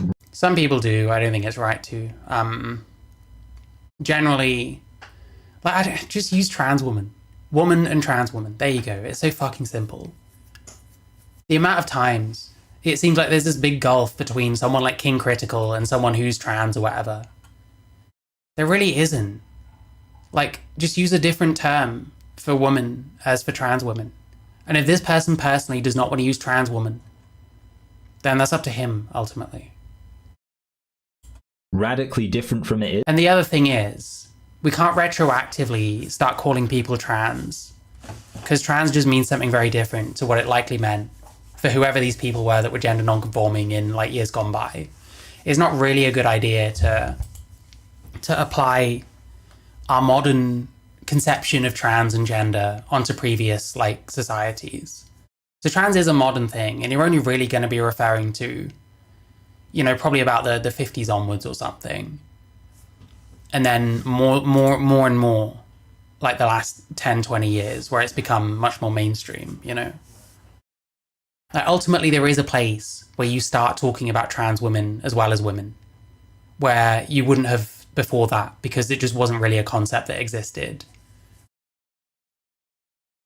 Is that women in the 1500s were considered women because they self-identified as women? Or do we still use the word woman to describe something different in the past, in which case, how far back in history do we need to go before we switch from the new definition to the traditional one? Where's the cutoff point? It would seem to make a lot more sense to use the word woman the way it has always been used to identify adult human females, and if there's some other word needed to identify a different contemporary phenomenon, it should be a different word. Reason 5, trans identity isn't valid because...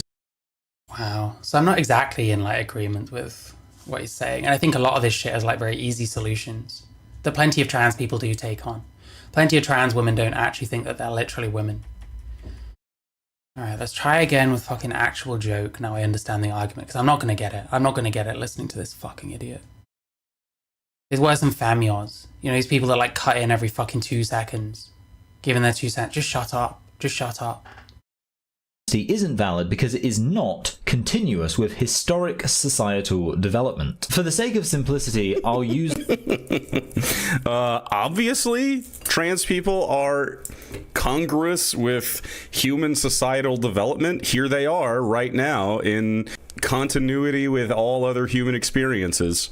What a ridiculous claim. The term patriarchy to describe the consistent historical trend of men being in positions of greater institutional power in society.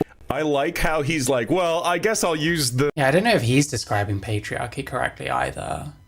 It's not just that they happen to always have the positions in power, it's that they had a lot of power over women at the time.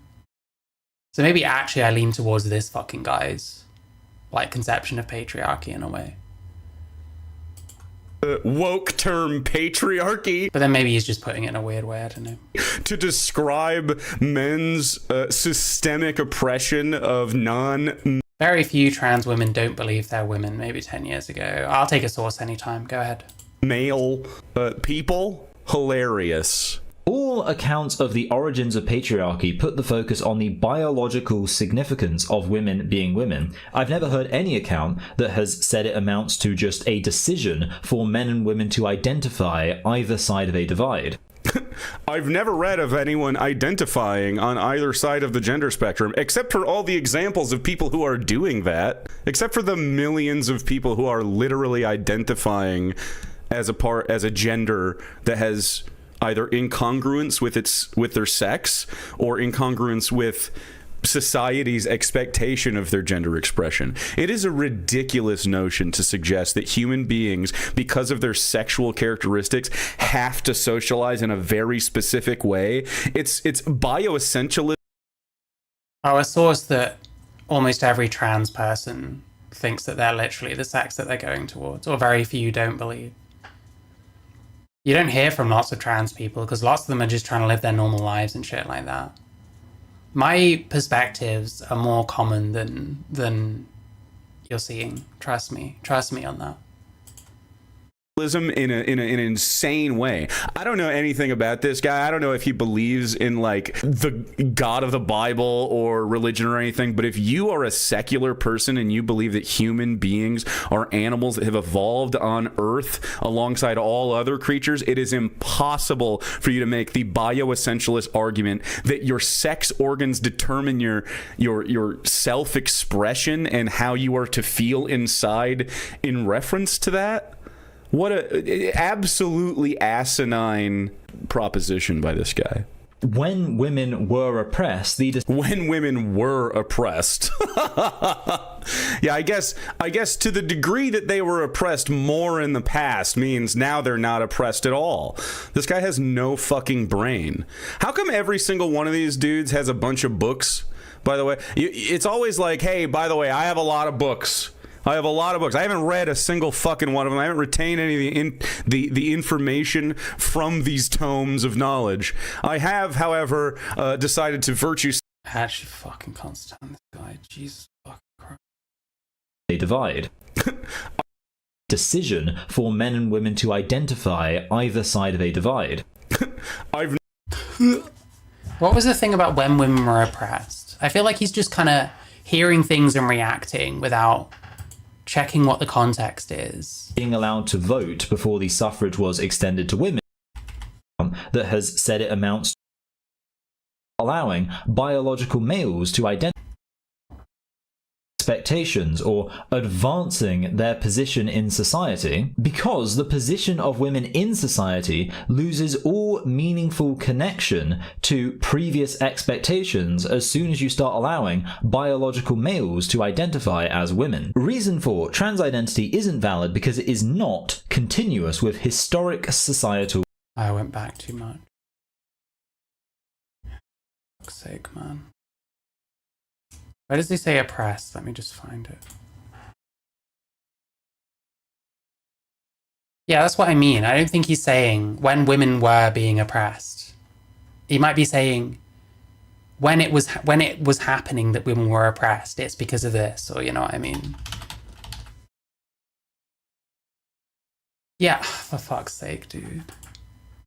either side of a divide. When women were oppressed, the decision about who to oppress was made based on... Yeah, when oppression occurred, not in the time in history when women were being oppressed.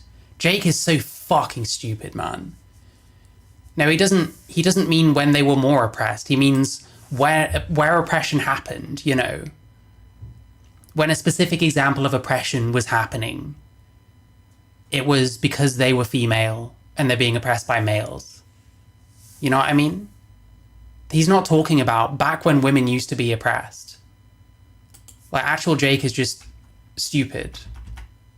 And he's content-brained. He is far too busy waiting for those little things he can say that he can be like, oh, this guy's so dumb, bro. Like, there is no way. I refuse to believe that trans people watch this person. The only reason you would be trans and watch this person is because all you want is, like, to be pandered to. That's all you care about. You just want to hear someone pander the ever-loving fuck towards you. That's why you'd watch fucking actual Jake. I refuse to believe that there are that many trans people that watch this fucking person. The only other reason I think you'd watch him is because you agree with him, like, politically or something. And the trans thing is just incidental. But he sucks at arguing it. Patriarchy to describe men's systemic oppression of non-male people. Hilarious. All accounts of non-male people. So females, women. The origins of patriarchy put the focus on the biological significance of women being women. I've never heard any account that has said it amounts to just a decision for men and women to identify either side of a divide. I've never read of anyone identifying on either side of the gender spectrum, except for all... He's not even... Is he listening? Is he listening? Yeah, I've seen the actual Jake Destiny debate. If he was just saying, I know other communities on the internet are toxic, but so is yours for these reasons, and actually brought some reasons, he might have had a point in some of what he was doing in that debate. Instead, he tried to pretend that, like, Destiny's, like, fucking community was the only one doing what a whole bunch of fucking online communities do. And, like, tried to make it out that they're, like, uniquely, like, bad for certain things, which I remember them being bad for certain things, but yeah, he completely fucked that. Absolutely terrible. But he's, like, not listening. He's just waiting for these little sound bites that he can riff on. Because he's a fucking idiot. He doesn't know what he's talking about. Again, what did trans people do to deserve you as an ally? Just shut the fuck up. Which trans people are asking you to stick up for us? I'm saying no. Shut up. Stop. No more. No more. You can't do this. Talk about fucking anarchism.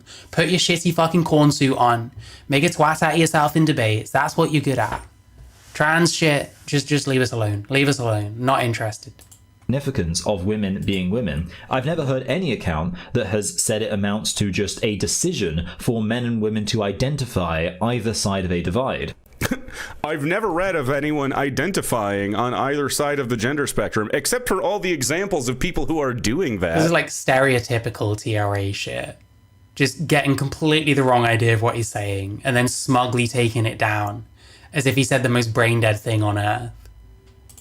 Except for the million... Like, he is correct when he says that ultimately women were oppressed on the basis of their biological sex. And still are to an extent.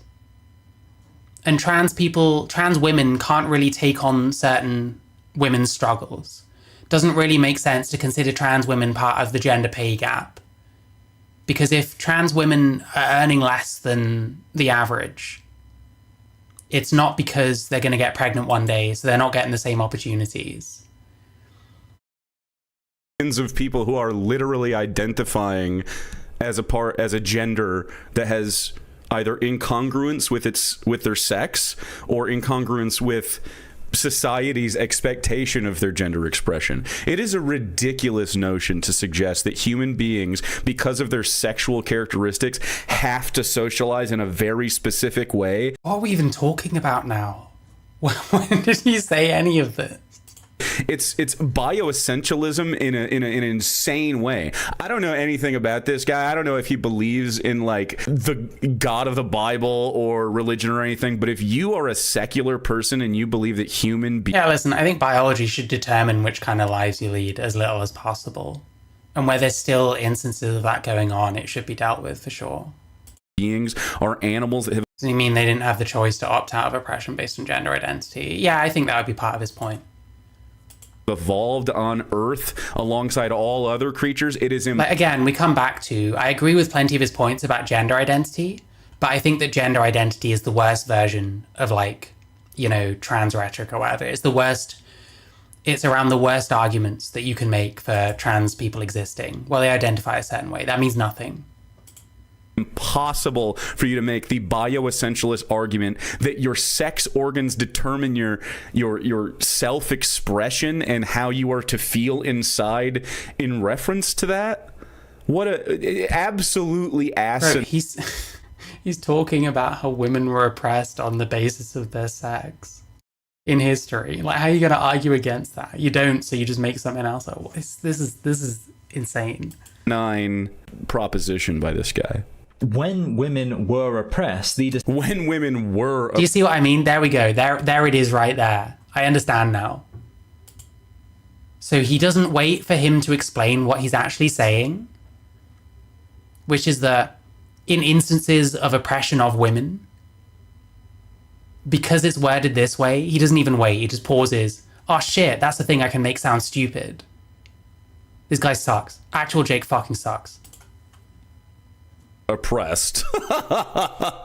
Yeah, I guess to the degree that they were oppressed more in the past means now they're not oppressed at all. This guy has no fucking brain.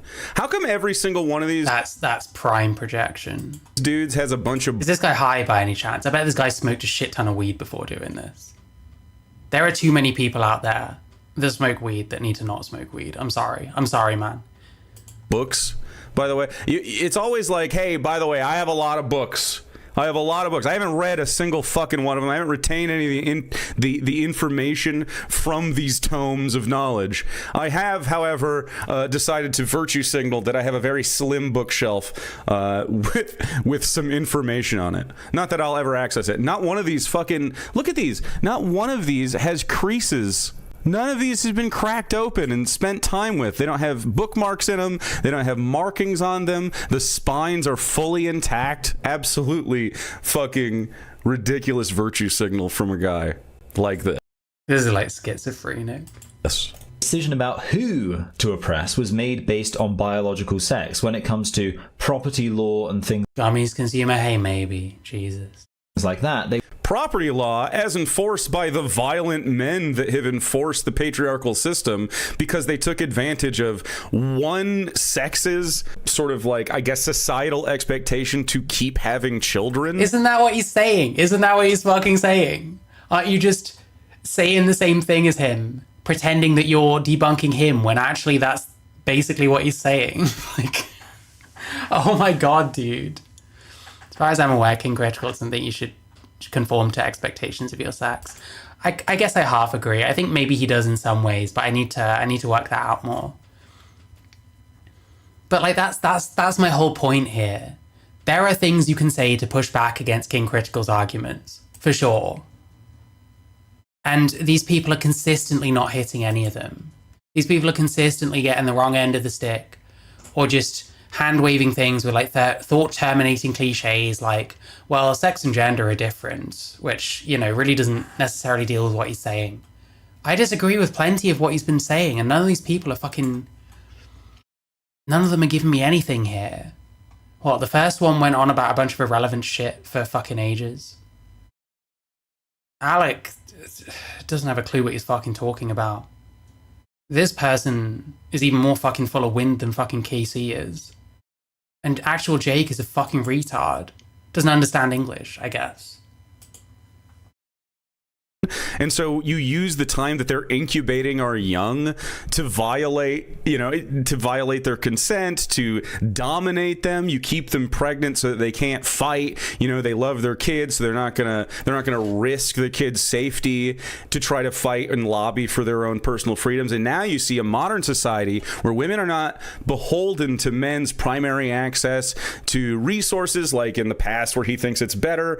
You see women now having the ability to, in some cases, be able to like pull away from the patriarchy and not have to have a man control them. And this is really at the crux of transphobia. A big part of transphobia is especially cis men looking... Oh, come on, random man who is definitely not trans. Please educate me on transphobia. This will be good. This will be good. Crux of transphobia. A big part of transphobia is especially cis men looking at trans women specifically, you know, and only binary trans women, of course. We're really only worried about trans women. We're not worried about trans men, non-binary people, anything else. We're only worried about trans women because they have said, you know what? I don't want to be part of the patriarchy. I don't feel like a man. I don't like socializing like this. And these guys, they cannot understand. They're like, whoa, you gave up. This is so stupid. Dude, you're not trans. You don't know what this is like. How many trans people are trans because they don't want to be part of the patriarchy? That's not why people transition. Want to be part of the patriarchy. I don't feel like a man. I don't like socializing like this. And these guys, they cannot understand. They're like,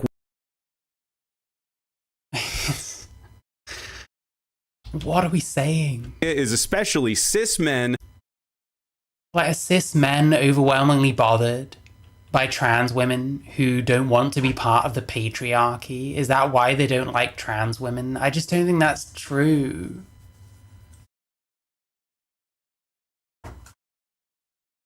Looking at trans women specifically, you know, and only binary trans women, of course. We're really only worried about trans women. We're not worried about trans men, non-binary people, anything else. We're only worried about trans women because they... Like, surely, if anything, it's trans men that are more likely to transition, to escape the patriarchy, because they're going to be the victims of it, more likely. Like, you hear from, like, younger trans men that are, like, they're terrified of the way that men are going to treat them when they grow up and become of age, and, you know, they start growing a bit of boobs and they're getting fucking wolf whistled by fucking construction workers and shit when they're 14 years old, which is disgusting, by the way. Certainly doesn't help, all this kind of shit. And when those are the same people that wanna hate on you for being trans, it's like, well, you're kind of causing this problem partly.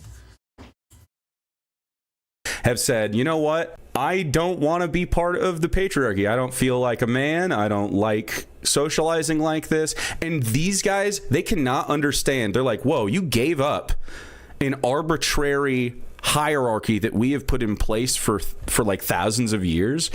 It's just no one thinks this way, dude. I'm sorry.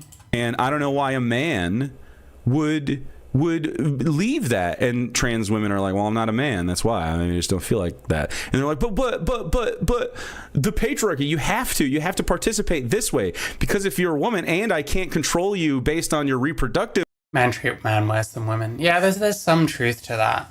Like, for someone like me, part of my transition, like, I didn't like the kind of competitive aspect of, like, being a man and being around other men.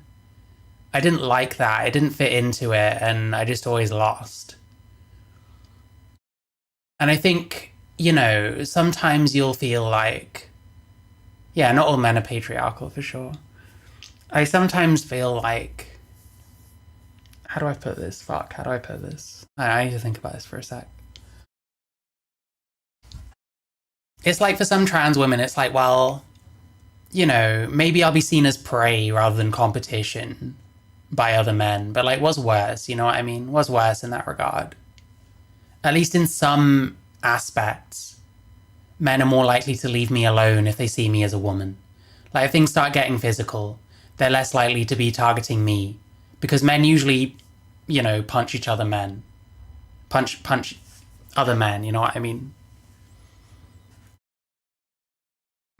Rights, well then what the heck, this is like a whole new thing that I can't figure out how to control it, and it gives him a lot of anxiety. They weren't asking for your pronouns. I've heard trans activists say, yeah, I can't believe medieval peasants didn't have the social time to figure out, like, broad existential questions like, what is the nature of humanity and gender and sex and societal pressures to live certain ways? By the way, all of these things that he is saying are just natural, you know, just happen in human society. Every single example he's brought up has been pushed back against at large by minority groups forever. Sex and societal pressures to... So just nondescript. Well, other people have disagreed with this for a long time. Okay, wow. Is that what happens when you is that what happens when you don't actually have any arguments and have just spent the whole time misrepresenting shit? Well, other people have already done the work anyway. What the fuck are you here doing it then? You're not trans. Shut the fuck up. Why the fuck is... I don't think Suris should be talking about fucking trans issues either. He's a fucking retard. But why is he getting this fucking dipshit to do it? Why is he getting Alec Gunter to do it? These people aren't trans. Fucking Luxander, Dead Domain. These people, maybe Dead Domain, I don't know. Luxander isn't fucking trans. No right speaking for me. Vice Rhino, not trans. Why is he speaking for me? To live certain ways. By the way, all of these things that he is saying are just natural, just happen in human society. Every single example he's brought up has been pushed back against at large by minority groups forever. Medieval women didn't want to be pushed into these very specific roles, and he wouldn't understand, but like historically and stuff, these kinds of things were very forced by church leadership, lords, and other people with major resource Oh, the emojis are if you join the channel. You have to join the channel on YouTube. hoarding and capitalizing on their potential for violence. I don't think this guy has the context historically to make this. Anyone can have an opinion, but why bring this guy when you're trying to push back on this guy who you're treating as like the final boss of gender critical? This argument, nor does he seem to pay attention to modernity to be making this argument. What a ridiculous thing. That trans women were excluded from being allowed to vote before the suffrage was extended to women because they were women. That is sheer nonsense. I agree that American women's suffrage didn't involve the intersection of trans women in the discussion in the 1800s or whatever the fuck. Like, it's been a while. Yeah. I guess, when people have more time to discuss themselves and they have the ability of self-reflection and to be pulled away from these societal things that keep them from doing so, you see people self-actualize at a higher rate. And of course you are seeing more trans people now because they understand that there is societal acceptance, there are pathways forward, and by the way, well, no, more people just know that it exists and is a thing, and they think it might help them. You would see fewer trans people or whatever the fuck he's worried about if you weren't so worried about forcing gender roles and sex-based, By the way, you would see fewer trans people or whatever the fuck he's worried about if you weren't so worried about forcing gender roles and sex-based... I think on its own, this is probably true. Gender expectation. Like... You wouldn't deal with this if you didn't force it so hard and didn't... But I think he probably agrees, and I don't think he's the right one to bring this argument to. This is something you want to be saying to like fucking Billboard Steve or someone like that. Someone that actually expresses, or Billboard Chris even as well. People that actually express kind of beliefs about how men and women should be certain things and look like certain things and whatever else. Someone like King Critical, I don't know if he said stuff that suggests that he wants to enforce, like, stereotypical kind of sex roles and stuff. Adhere so religiously to, well, men have to, if you got a penis, you have to be a man, and you cannot act any other way. You can't do anything else. It's where is he actually argued this? Crazy.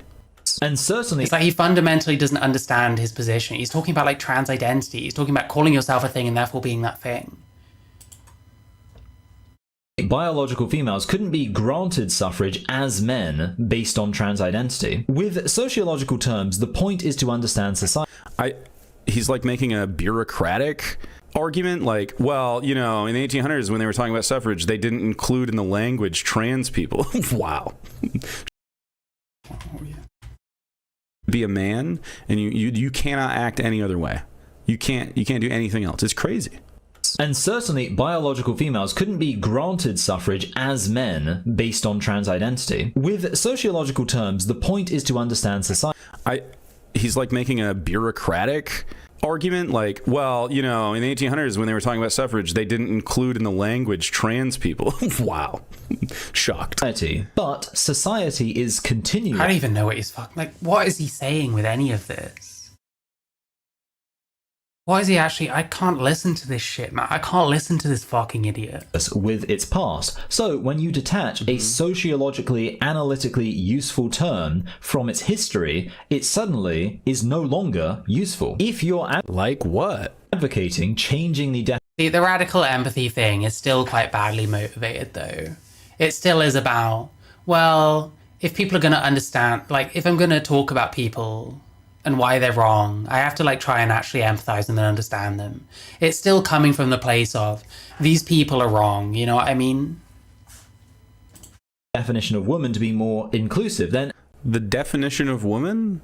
Well, clearly woman, the definition of woman has nothing to do with sex organs, or ability to reproduce, or secondary sex care. What do you mean clearly? What are you talking about clearly? Definition of woman has... Listen, when people use the word clearly, apart from me, just assume it's bullshit at this point. Definition of woman? Well, clearly... Especially in YouTube comments, by the way. Someone says clearly in a YouTube comment, they're going to go on to say something that is not that fucking clear at all, to be honest. Clearly woman, the definition of woman has nothing to do with sex organs, or ability to reproduce. No, that is completely fucking untrue. Produce, or secondary sex characteristics, or anything. Because there are cis women, and he agrees, that have none or only some of these things, or that are present more masculine, or that have fucking, you know, like facial hair. Yeah, they still were born following one of two pathways where they are supposed to have a reproductive like system that either creates egg or sperm. And obviously shit goes wrong. Some people become infertile, that kind of thing. That still is a thing. There's like a function behind why people are male or female. We reproduce. That's the whole thing. Look at any mammals, you know. And typically a woman refers to a female who's old enough to be considered an adult, you know. Or whatever the fuck, or buff, you know, things that he wouldn't think are strictly feminine features, because women, just like men, come in all sorts of different sizes and shapes, and we're not all going to express exactly the same. It's ridiculous to say that, well, you know, you can't change language, even strawman voice. Even though language literally always changes. Language is a social construct. There's no like divine cosmic law that says woman has to mean this very specific thing, or man, or anything like that. Well, there are general rules that things have to mean certain things, though, right? Like male, female, or sex term. We get into these like, oh, something is socially constructed, therefore none of it matters, and everything can just be changed on a whim, and like everything can just be, you know, completely subject to what any one person thinks, you know. Fire bats.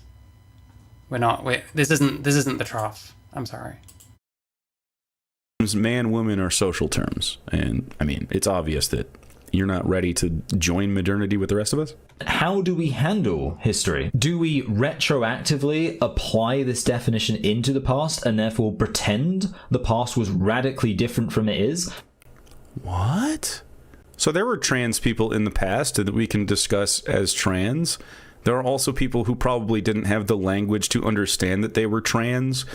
No, you're telling them that they are trans, they didn't have the language for it. You don't know what these people experience. You don't know how they felt. It's not a good idea to take this modern concept,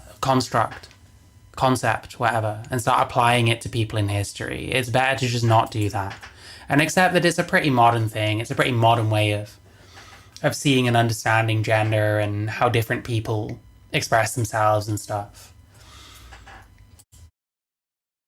And dealt with that incongruity in their life for a long time. And we have records of this forever. How do you know any of them even felt like incongruous with anything? I mean, this was happening in Rome, Athens, and you go past the Bronze Age, you get into the fucking Middle Ages, you have this happening. Like this is always happening. You have it happening in American modern history as well. I mean, you could do. There's stuff from the fucking 40s of like, oh, this girl won Miss America, but she's trans. You know what I mean? Like this happened. Miss Kentucky. Turns out she had an operation. Like. You're also focused on it now, specifically because Jeffrey Epstein decided to invade 4chan back in the day and has literally been grooming guys like this forever with this exact kind of rhetoric. Like, to be anti-trans is ridiculous. If he's not religious, there's just no place for his brain to go. You cannot have a secular mind and also be transphobic. It's ridiculous. That women in the 1500s were... It's actually very easy. It's actually very, very easy. Trans is this kind of nebulous concept, much like God, that you don't see evidence for. There's lots of fucking ultimate logic lord atheists out there. We know this because this guy probably is one of them in his spare time. It's very easy to have those kind of positions. Were considered women because they self-identified as women. Oh, that's actually true, by the way. No one was checking if all women had pussies, you know what I mean? Like, people weren't like, hey, pussy and dick checker here. I gotta look under. Yeah, okay, you're free to go. Carry on. You know what I mean? This wasn't happening. Yes, people literally have always self-identified. Sure, you could be like, well, actually, you're female, and you saying you're a man, and I like the argument. Oh, it's painful. It's so you would be having is with a person going like, yeah, but this is who I actually am. Here I am, and you're trying to be like a person who doesn't know a trans person. You're trying to say like, no, you're not actually the person that you're saying you are, and that's a ridiculous thing to say. I know I keep saying ridiculous, but it's not a ridiculous thing to say someone is not necessarily the person they think they are. You might do that for all sorts of reasons. I like the argument you would be having is with a person going like, yeah, but this is who I actually am. Here I am. And you're trying to be like a person. People can be wrong about who they are. So you can't use who they are as the reason why they are. You know what I mean? You can't use who they think they are in place of who they are. That doesn't make any sense. If you think you are something and it bears out in your life, then sure. If I think I'm a Christian but I don't believe in God or Jesus, then I can't really be a Christian. Then I'm just calling myself something that I'm not, which people can do. Person who doesn't know a trans person, you're trying to say like, no, you're not actually the person that you're saying you are. And that's There's nothing wrong with saying that. It depends on the situation. You are in fact allowed to disagree with someone on their own like self-identity. And that shouldn't be treated as like fucking bigotry. It's just someone expressing their opinion. Ridiculous thing to say. I know I keep saying ridiculous, but he deserves ridicule. I'm sure he's getting some in all the other parts. Or do we still use the word woman to describe something different in the past? In which case, how far back in history do we need to go? This is just such a dumb argument, dude. I can't, but language used to be different in the past. Like, we used to call stuff different things. So do we have to go back in the past and change the name? Do we have to go back in the past and say, hey, you can't say perro to describe a dog. You have to say dog because your language is different. Spanish-speaking people? No, of course not. Like, well, in Spanish, water is agua. Huh? Like, do you care about any of the other languages besides English that seem to have no problem accommodating for this? Or the other cultures that have accommodated third genders, non-genders, people who swap genders binarily? Like, this has been going on for centuries and centuries. Your ignorance is the only thing that is of note here, not human society changing beyond you. Before we switch from the new definition to the traditional one, where's the cutoff point? It would seem to make... Where's the cutoff point? Nowhere? I don't know what you mean. In what? He means at a certain point in time, we're referring to woman. We're saying woman and we're referring to female. At a certain point in time, going on, we're now referring to women as something else. Like, Jesus Christ, dude. what How much longer is this fucking idiot's like section? This is actually fucking dreadful. historical context are you worried that when you say woman to describe someone, it won't be accurate or useful? Can you give me a literal one example where this would be something you have to fucking worry about? These guys quibble about language as if it's static, and it's just not. If he'd cracked any of those books, maybe he'd know. Is this William fucking Shakespeare? I also have a William Shakespeare. It's on the bed back there somewhere. You can't see it, it's too dark. But I also have the complete works of William Shakespeare. This needed leaving in. I played Pistol in Henry VIII once. Dude, that guy made up words. That guy literally made up words. I don't know if that's actually Shakespeare, but I'm going to say that is. He made up words. A lot more sense to use the word woman the way it has always been used to identify adult human females. Adult human females, that's not always going to work, you know? You can say that that's what it means, but obviously adult in general, that is what it means. Human females are different things than women. We've had this conversation. How so? What does woman mean if it's different from that then? Like, I think woman does mean adult human female. I think we make exceptions sometimes because someone resembles a woman so much that it just makes more sense to refer to them as such. Whilst understand, that's why trans woman exists, you know? But now trans woman just means anyone calling themselves a woman, which it shouldn't mean that. Like, if you're not trying to be regarded as a woman in society, then should you be calling yourself a trans woman when no one else is calling you a woman? No one else is calling you she. I would be fine to say that, like, many, if not even most, adult human females self-identify as women, but there are many. But that doesn't make any fucking sense. It doesn't matter what they self-identify as. They're just correctly identifying that they are female and adult. That's not what identifying means in terms of gender. I'm sorry. Adult human females that do not.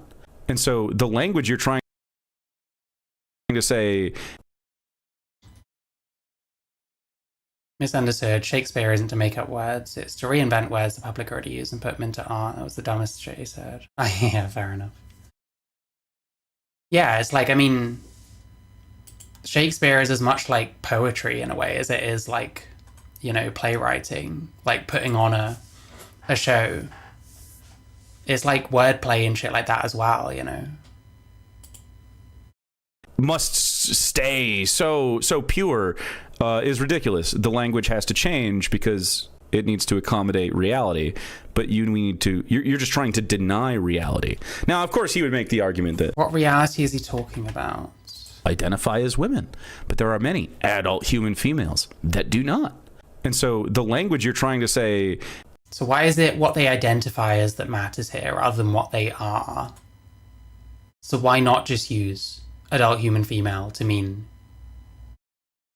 woman? And then colloquially we'll use exceptions, or we'll call someone a trans woman. Must stay so pure is ridiculous. The language has to change because... Like, it's one of those, well, this is the rule, it's adult human female, but people are going to use it differently for different reasons for different people.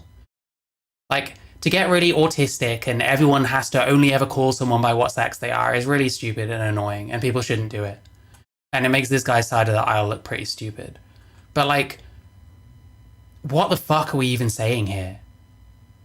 No, woman has to mean something fundamentally different because some people self-identify. That's just stupid.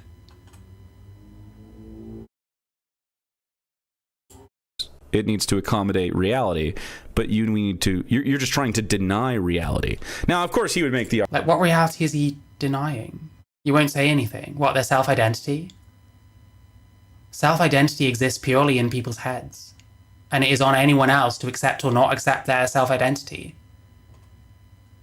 Is it ever morally wrong to not accept someone's self-identity beyond hurting someone's feelings? Argument that, well, if you think you're trans, you're denying reality. If you have a penis, you must feel comfortable in penile approved clothing and expression style. No one is saying any of this. Well, some people do say shit like this, but those people don't deserve a seat at the table. Else, which is, of course, fucking insane. Like, he has most definitely never watched King Critical before. and is just kind of stereotyping him as some other person that he probably has come across before. Maybe as like a Matt Walsh type or something like that. And is just responding like that. And it's just making him look utterly moronic. And if there's some other word needed to identify a different contemporary phenomenon, it should be a different word. Okay, well, trans is definitely a word that apply. Like, it's a whole adjective and everything. It could also be a noun, I suppose. But if you say trans woman, that's an adjective. That describes the woman you're talking about. It describes... That's not necessarily how adjectives work. That this woman is not cis. It describes that this woman has some kind of, we're talking about like a social difference. This is just literally not an argument for why trans women are women. You can't just say, well, because the word woman and it's trans in front of it. That doesn't make any fucking sense. That says nothing to who they actually are as people, like their material reality, how they live their lives, anything like that. You're just going with the word. Just like pulling out the dictionary or whatever. It's stupid. Between sex and gender, and you're acknowledging it, but not fully. Pseudo-intellectuals like this are part of the strange ecosystem that exists on the internet, and possibly right point, completely wrong person to make this point. Shut the fuck up. I hope one day to no longer have to deal with them, but I suppose that's Yes, no, I agree. In fact, I think you should just make it so. Make it so that you don't have to deal with these people anymore. And stop talking about trans issues. I fucking beg you. You suck. More of a fantasy than this guy has about trans people, dude. This guy's obsessed with trans people. I'm excited to see what number 5 is. Who's got number 5? Oh, it looks like Dead Domain is next. Hell yeah. Get him. Reason 5, trans identity isn't valid because defining social groups by normative expectations stunts progress. I do again wonder why this is necessarily the case. So far, I have been largely focusing on a conception of trans identity that's all about self-identity. Yeah, there you go. Everyone should have watched this part of the video to understand what it is that he's actually arguing with. I don't think anyone has so far. This is what he's talking about. It's like, you can identify as this thing and you are this thing, which is one branch of how you might conceive trans to exist. And one of, if not the dumbest one. People aren't just what they call themselves. Almost no one agrees with this. And when they do, it's because they haven't thought about this for any length of time, or are just doing it to pander to trans people like fucking actual joke. I actually think every single argument I've made so far could apply to any conception of trans identity I'm aware of. And certainly, a woman is someone who... That's not necessarily the case. There are reasons why you might make exceptions to words that have general rules to include people that aren't really of that rule. But in some way they resemble it so much that you include them anyway, in the way that you personally refer to them. Who identifies as a woman is a definition... Are there any women? Luxander, there you go. Only one though. Suris mostly just hangs out with other dudes by the look of it. Maybe he's a misogynist. You'll hear from plenty of serious trans activists, and I actually think every trans activist holds to this definition to some degree. And one reason for that is even though trans activists might seek to make trans identity seem more substantial by relating it to social roles, expectations, and presentation, they will often retreat from that position when pushed. And that's because such definitions do we get an example of this? I don't think we do.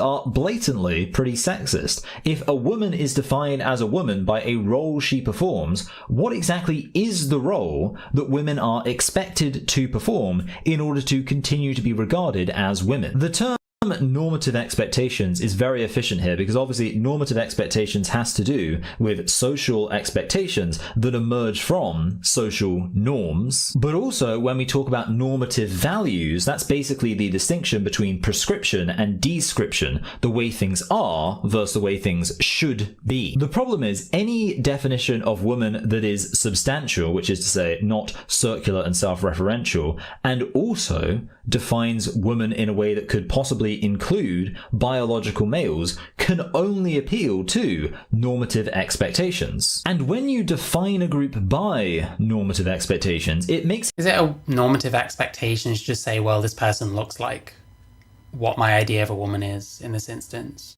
it much harder to imagine the social condition for that group changing, because if you change it too much, are they no longer women? What if you define black people in the 1800s by being slaves? Suddenly it becomes a lot more difficult to talk about liberating black people from slavery, because if you've liberated them, do they still continue to be black people? Is there such a thing as a free, emancipated black man? Now, I'm not saying this makes it impossible to achieve any sort of social progress. I did say that the issue is it stunts progress, not making it impossible. But if we say that women are adult human females, this is all very simple. Women are defined by something that has nothing... I don't honestly know how we've shown this. I'm going to be honest. I don't know how we've shown this.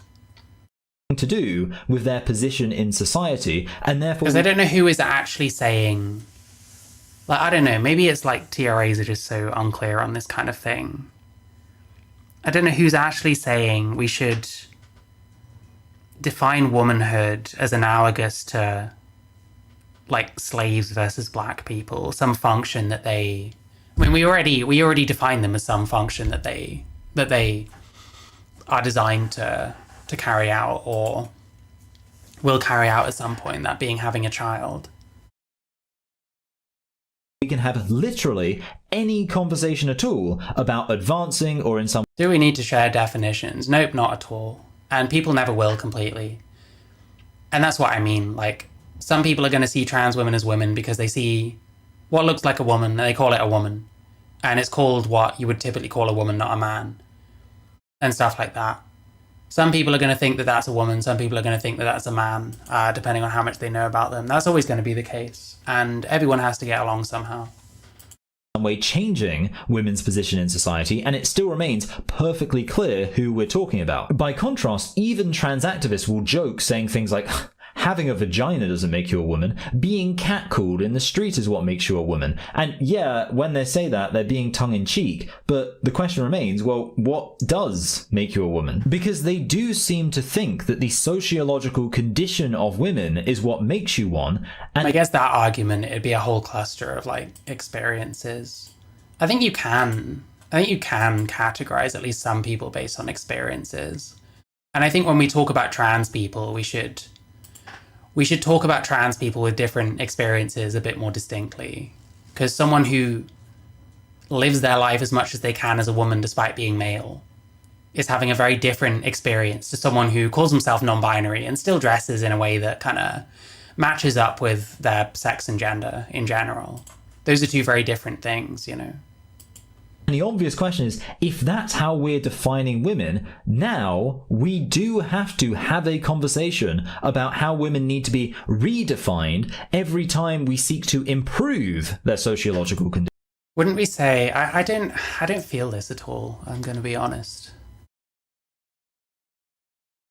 I mean, didn't we kind of have to do that with the Supreme Court recently? Didn't we kind of have to do that? Isn't that something that happens anyway to an extent? And, like, doesn't the improvement kind of go along with the redefinition? The redefinition is like a symbol of this is how we improve something potentially. I don't know. It's hard to explain what I mean, but I'm not feeling this point very much. And of course that stunts progress, because now every time we make a bit of progress in society, we all have to pause and recalibrate. Like, wait, what? Who are we talking about again? And surely part of the point is, well, we haven't been redefining things. We've just been broadening it to mean more and more things, and it's been broadened too much. I don't know, not blown away by that one. Let's see what listen, I do not like Dead Domain. I think their videos that I've seen have, like, generally sucked. Like, the one they did about fucking pissed off lawyer, I thought was pretty dreadful. Like, for how long it was and how it was supposed to be some kind of expose on this person that used to be a TRA and, like, went back on it and pretended to be detrans and now they're actually detrans and all this other stuff. Like, it's all, you know, we learned very little, I felt, when I watched that video.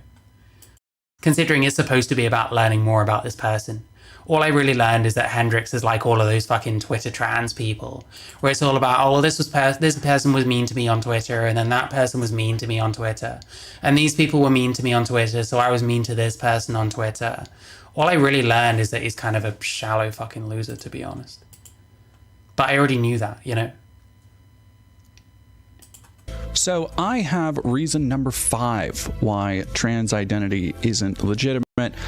Quote, defining social groups by normative expectations stunts progress. This seems like somebody who really cares about progressing as a society. One of the things he says early is that they try to make trans identity more substantial by relating it to social roles. So what he's essentially saying here is that they will say things like a woman is whoever aligns with society's expectations that are placed on women. And his retort to this is that it is sexist to say that, because if a woman is assigned a certain role based on her sex or innate gender, then that is inherently limiting and sexist, and therefore going to limit social progress. Which is actually a pretty stupid argument for somebody who is already making the argument that women are solely defined by biological sex, which would mean that logically kind of all of that stuff would flow down from there if he got his way. Trans people using the... But women, in terms of being women, are defined as women by their biological sex. It doesn't define them as a full person. Well, let me get that again. I don't think I specifically disagree with what they're saying, but...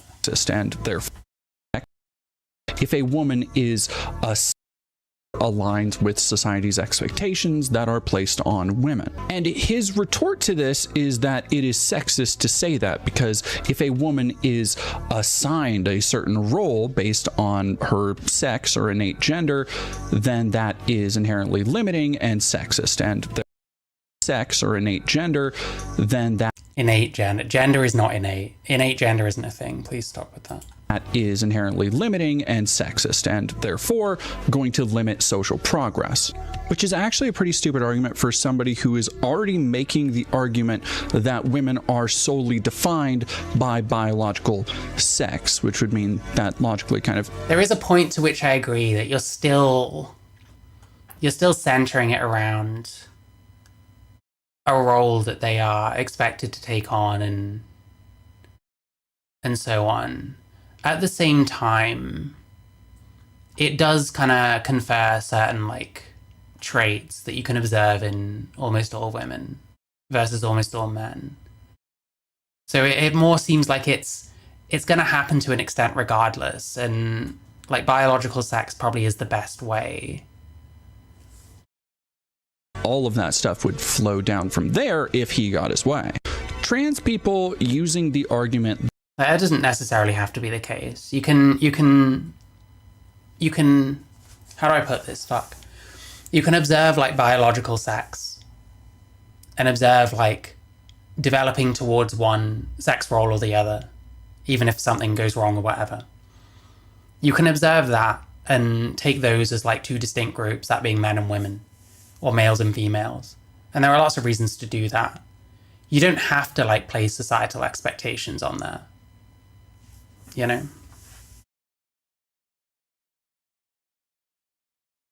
Gender expectations do work a lot of the time, because gender is a biopsychosocial construct, not just social. Yeah, I guess I know what you mean. It's going to factor into it. If someone is taking on very female roles in a lot of ways, then people are going to see them as a woman and refer to them as such. And I don't know that I have a problem with that. I don't think that really works for like making laws and stuff like that. I don't think that works in like official capacities so much, but you know, it is something that people are going to do. That trans women are women because of the socially aligned roles that cultures expect from womanhood is less based on any innate desire by trans people to have those roles. In fact, most trans people kind of want to get a little bit more gender fucky with it. They kind of just want to play around. I don't think this is true. Well, it's true because you can like bring in like non-binary and shit, but non-binary isn't trans. It's not the same thing. This is genderqueer people you're talking about. In general, if someone's trans and they're going from one to the other, they want to be regarded as the other sex. That's the whole point.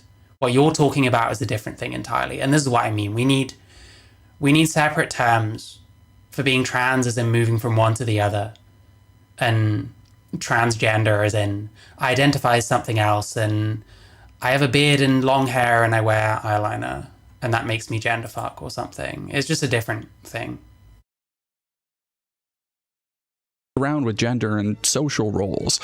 No, in fact, those are usually based on, more than anything, the roles that are forced upon, particularly trans women, where they can expect, much like cis women, to be spoken over in conversations, not trusted as much, and most notably... Dude, come on. Like, I think a lot of trans women probably experience this already. You know what I mean? I don't think this is just, oh, you become a trans woman, now you get treated the same as other women. Like, for plenty of trans women, I would wager, they were always treated this way. You're treated, it's not that you're woman-like, it's that you're a freak. Victimized and, at the same time, fetishized, much in the same way. And also, men victimize each other, like, all the time. Like, aren't you more likely to get murdered by a man if you're a man? Are you more likely to get beaten up by a man if you're a man? That cis women are, despite people not wanting to see their humanity. It's like cis women to be spoken over in conversations, not trusted as much, and most notably victimized and, at the same time, fetishized.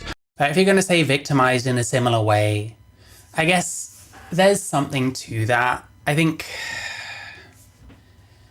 I probably fall somewhere between King Critical and this person on this issue, I guess, on this point. Much in the same way that cis women are, despite people not wanting... Like, there's some truth to this, but I don't think it's entirely true. I think men probably you get treated like a cis woman if they think you're a cis woman, I think. Again, what we're doing, and I think King Critical does the same thing to an extent, and it's annoying whoever's doing it. We're suggesting that trans women have certain, like, unique and, like, you know, what's the word? Fuck. There's kind of an experience that all trans women have that's unique to being a trans woman, when actually your experience depends heavily on how much you're even seen as a woman. And unfortunately, where the definition these days is just you identify as something other than you are as a man, you identify as a woman, you're lumping in a whole lot of different experiences and expectations into one thing that is actually very different depending on how your transition goes and how seriously you take it and stuff. So there is truth here, but it really depends on who you're talking about. And when you lump in so many different things as trans, you're just actually kind of weakening your point on this instance. Wanting to see their humanity. It's not really based on something that trans people have done, rather than what society does to feminine people who are seen as weaker than.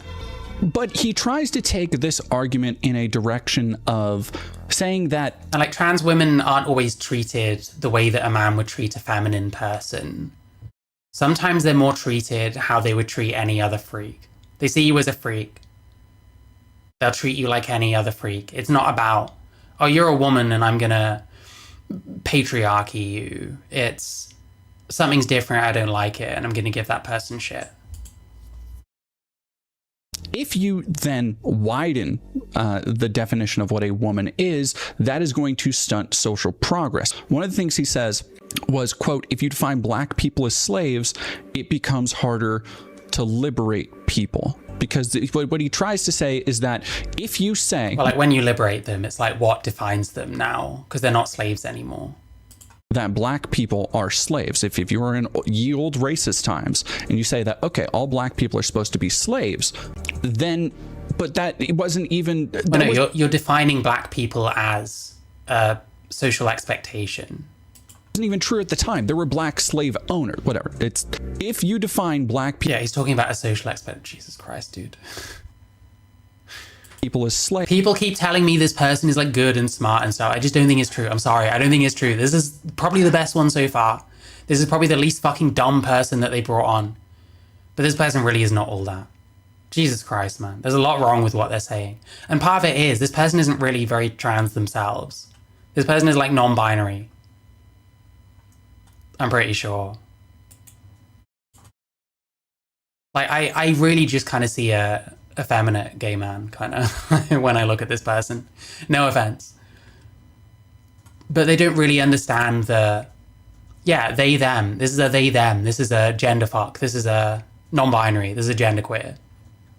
You don't really know what it's like for, like, very committed, passing trans women versus non-binary versus trans woman but isn't fucking trying whatsoever and doesn't give a fuck.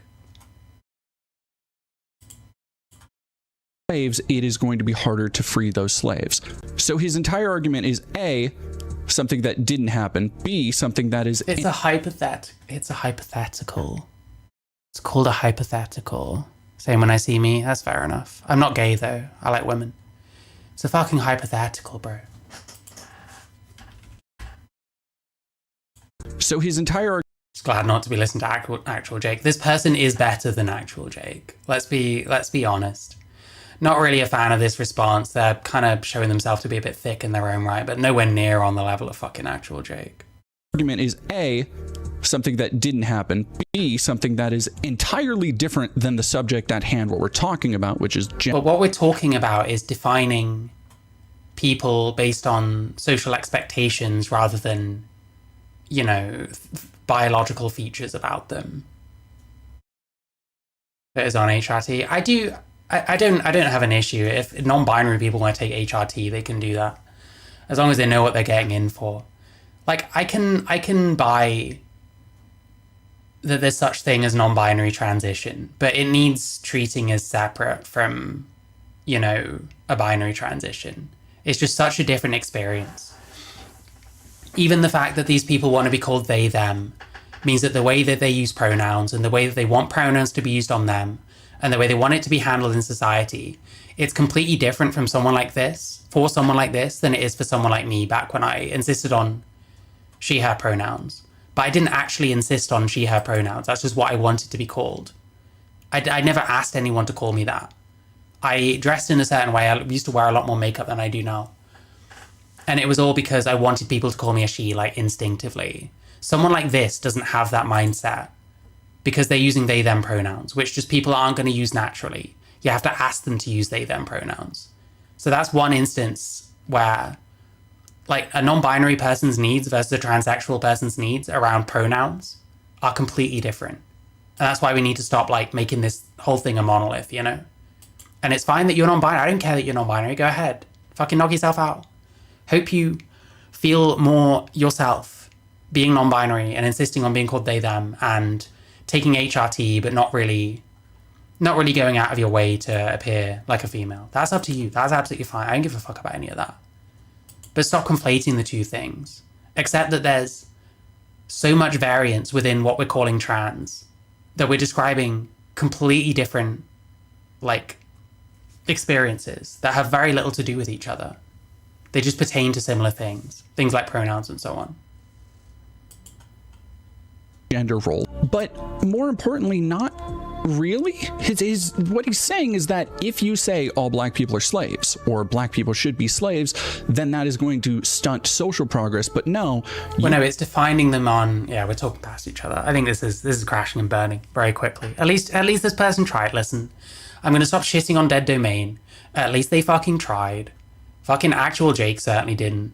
Alec Gunter is still using the same talking points he's been using for fucking years, and they were dumb back then as well. I really need to put him straight on this fucking... Well, there's no real reason. There's no real utility to categorizing people as male or female. No, there's actually quite a lot of utility, bro. Get real. Quite frankly. At least this person is fucking trying a little bit. You can just not accept that definition. Kind of like trans people, though, even though it is, again, a completely separate social hierarchy that we're talking about here. So we didn't get the point, which is that we shouldn't refer to someone based on a social expectation of them, such as the expectation of black people in America a few centuries ago was that they are slaves to white people. Well, it's like you emancipate them and then, well, what defines them then? I suppose you can come up with other things. But, like, at that point, you wouldn't be defining them as slaves anymore. You'd be defining them as black. Or you'd find something else that you think black people are supposed to do. And I'd agree that generally probably isn't a good way of categorizing people. And it probably isn't how we categorize trans people. I don't think we say, well, they're women because they're feeling certain, like, social roles. To me, if I see them as a woman, it's because they resemble a woman. It's that simple. It's not very deep. It's not very deep. And my favorite part was towards the end. He makes the argument that it's going to be hard to progress. If trans women are seen as women, it's going to be hard for women to progress in society because every time somebody wants to progress somehow, which he never really explains what he means by that. Like, does he mean the right to vote? Does he mean more equal and fair pay or wages? Like, he just says progress as the whatever. He never delineates what that means, and then also makes the assertion that if he never delineates what that means, then give an example that seems to confound what he's saying. I think that would be a better way of pushing back against this. Like, we're definitely... The annoying thing is it's king critical. He's, like, pedantic as fuck in his own right. But then we get hung up in pedantry instead of cutting all his pedantry away and just getting to the heart of the argument, I feel. Time, because we've expanded the definition of woman to accept trans women, anytime women make... It's all focused on trans women. Well, I mean, that is King Critical's fault. He always focuses on trans women. Progress, we have to go back and redefine what a woman is. But no, dude, because in that definition... Again, it's kind of like what you were talking about with the slave things, that like, okay, we just don't pay attention to the old definition because words and language are meant to grow and expand as cultures actually progress. This entire argument was just... Well, they're not meant to, they just do because our understanding of what something is going to change over time. It's just something that naturally happens.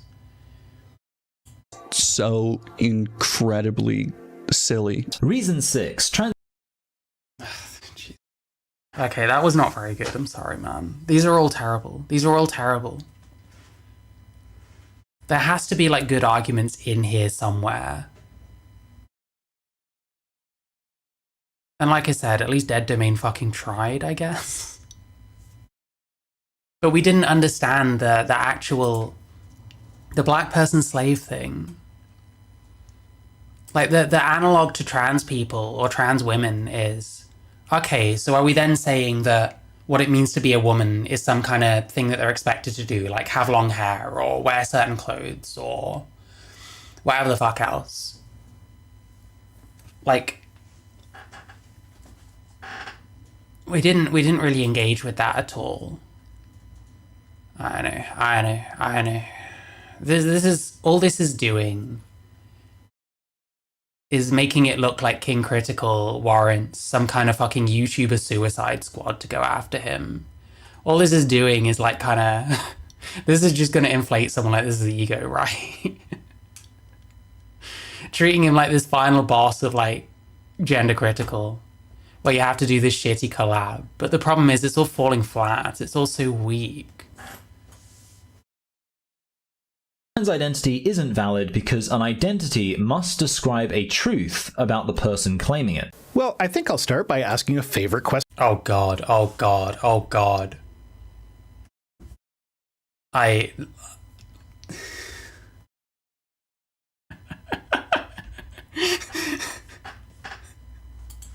Silly. Reason 6. Trans identity isn't valid because an identity must describe a truth about the person claiming it. Well,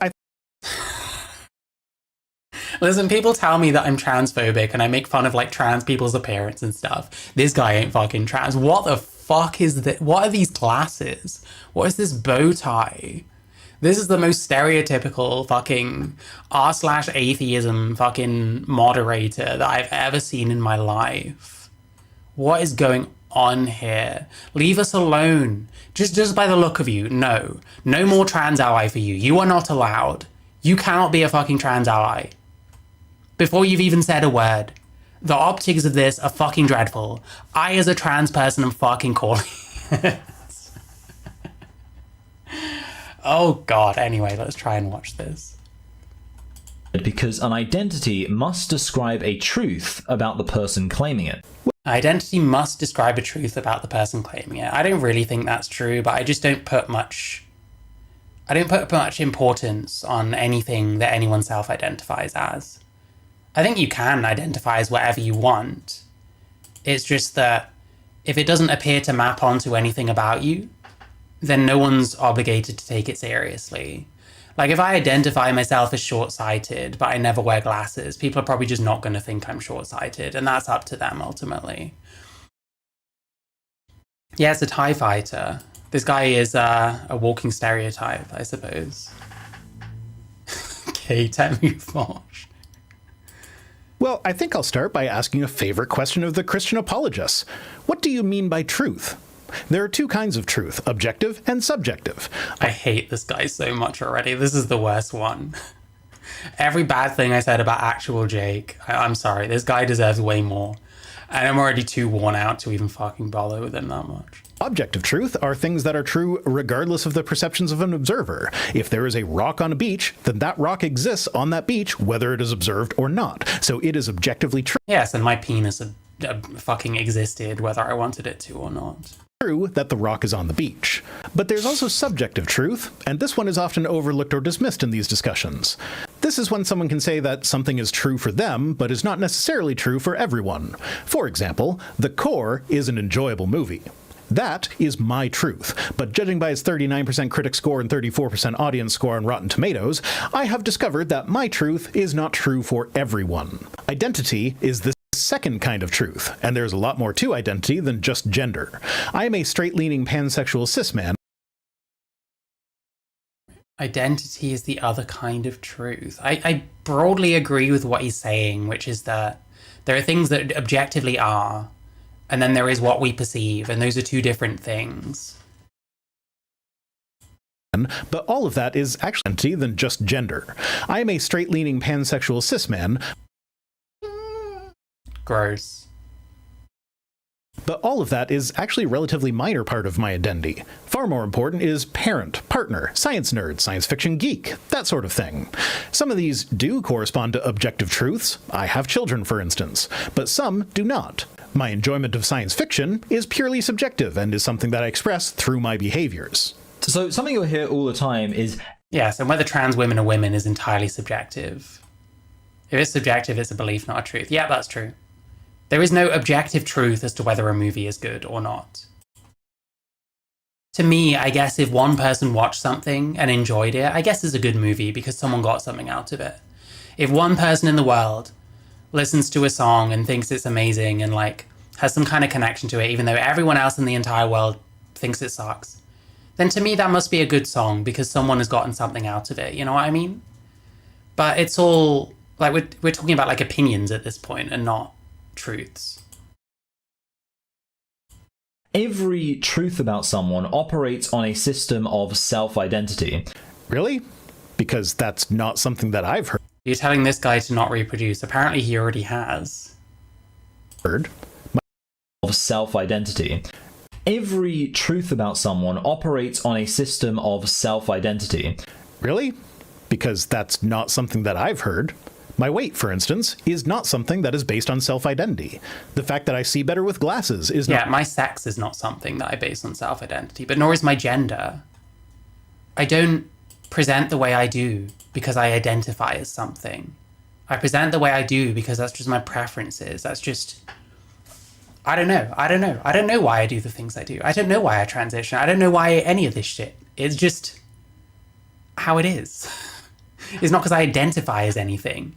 If anything, an identity would come having, you know, understood what your preferences are and where that's leading you in life. Not based on self-identity. My hopefully temporary inability to grow hair in this one patch on my chin is not based on self-identity. Gender identity, though, is something that is based on self-identity. It would be helpful at this point to go over the difference between... Gender identity is self-identity. That's why to me it's meaningless, because it's just you calling yourself something based on how you feel about something. Between gender and sex, sex is based on anatomy, and in humans is a bimodal spectrum, which means that... It's not bimodal. Sex is not bimodal. What you're doing when you call it bimodal is you're reducing it to just a bunch of traits that one is more likely to have than the other, and then putting everyone on a spectrum when, I don't know, man, if breasts are a secondary sex characteristic, does that mean that every man that has breasts is somewhere towards female on the bimodal scale? Would they be happy being put there? Would their self-identity even agree with that? I feel like bimodal, like, it's so incredibly subjective. Like, you could have your penis cut off. You still identify as a man. You still identify with what you always have been. So then would you like being placed further along the scale? Like, I don't know. There's so many problems with fucking bimodal. It just doesn't make any sense. The worst thing about it, though, is it just completely ignores why it is that humans are, like, sexually dimorphic. Gender identity is about desire, longing, fixation. Yeah, I think it could be. That could be true. But I think you have those feelings, and gender identity is just putting a word to it. And it's derived from, like, you already have those feelings and expectations and, like, you know, beliefs about yourself. And identifying is putting the word to it. People, like, your gender identity is not an innate characteristic about yourself, I don't think. That doesn't make any sense to say. Most people fall into one of two categories, but there is overlap in the defining characteristics of these categories. And not just a little bit of overlap. Yeah, defining characteristics. Like, it just doesn't work. It doesn't work. Why is it that almost no fucking graphs of bimodal distribution have an x-axis? It's just bad. And it clashes with self-identification, because you might consider someone somewhere in the middle, but they consider themselves very much just male. So who's right then? Like, it just doesn't work for so many fucking reasons. Like, look at this. Biological sex is the x-axis, and then frequency, up to 3. What's a 3? What's a 2? What's a 1? What are we talking about with any of this shit? What puts someone further along this scale? Like, what are we measuring with any of this? This one says sex spectrum is the x-axis. What the fuck is sex spectrum? What does that mean?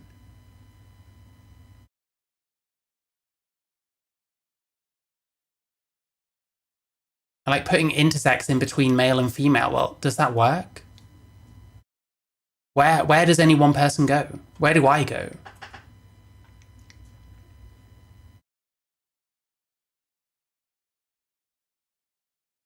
Like, these are all dumb. I'm sorry.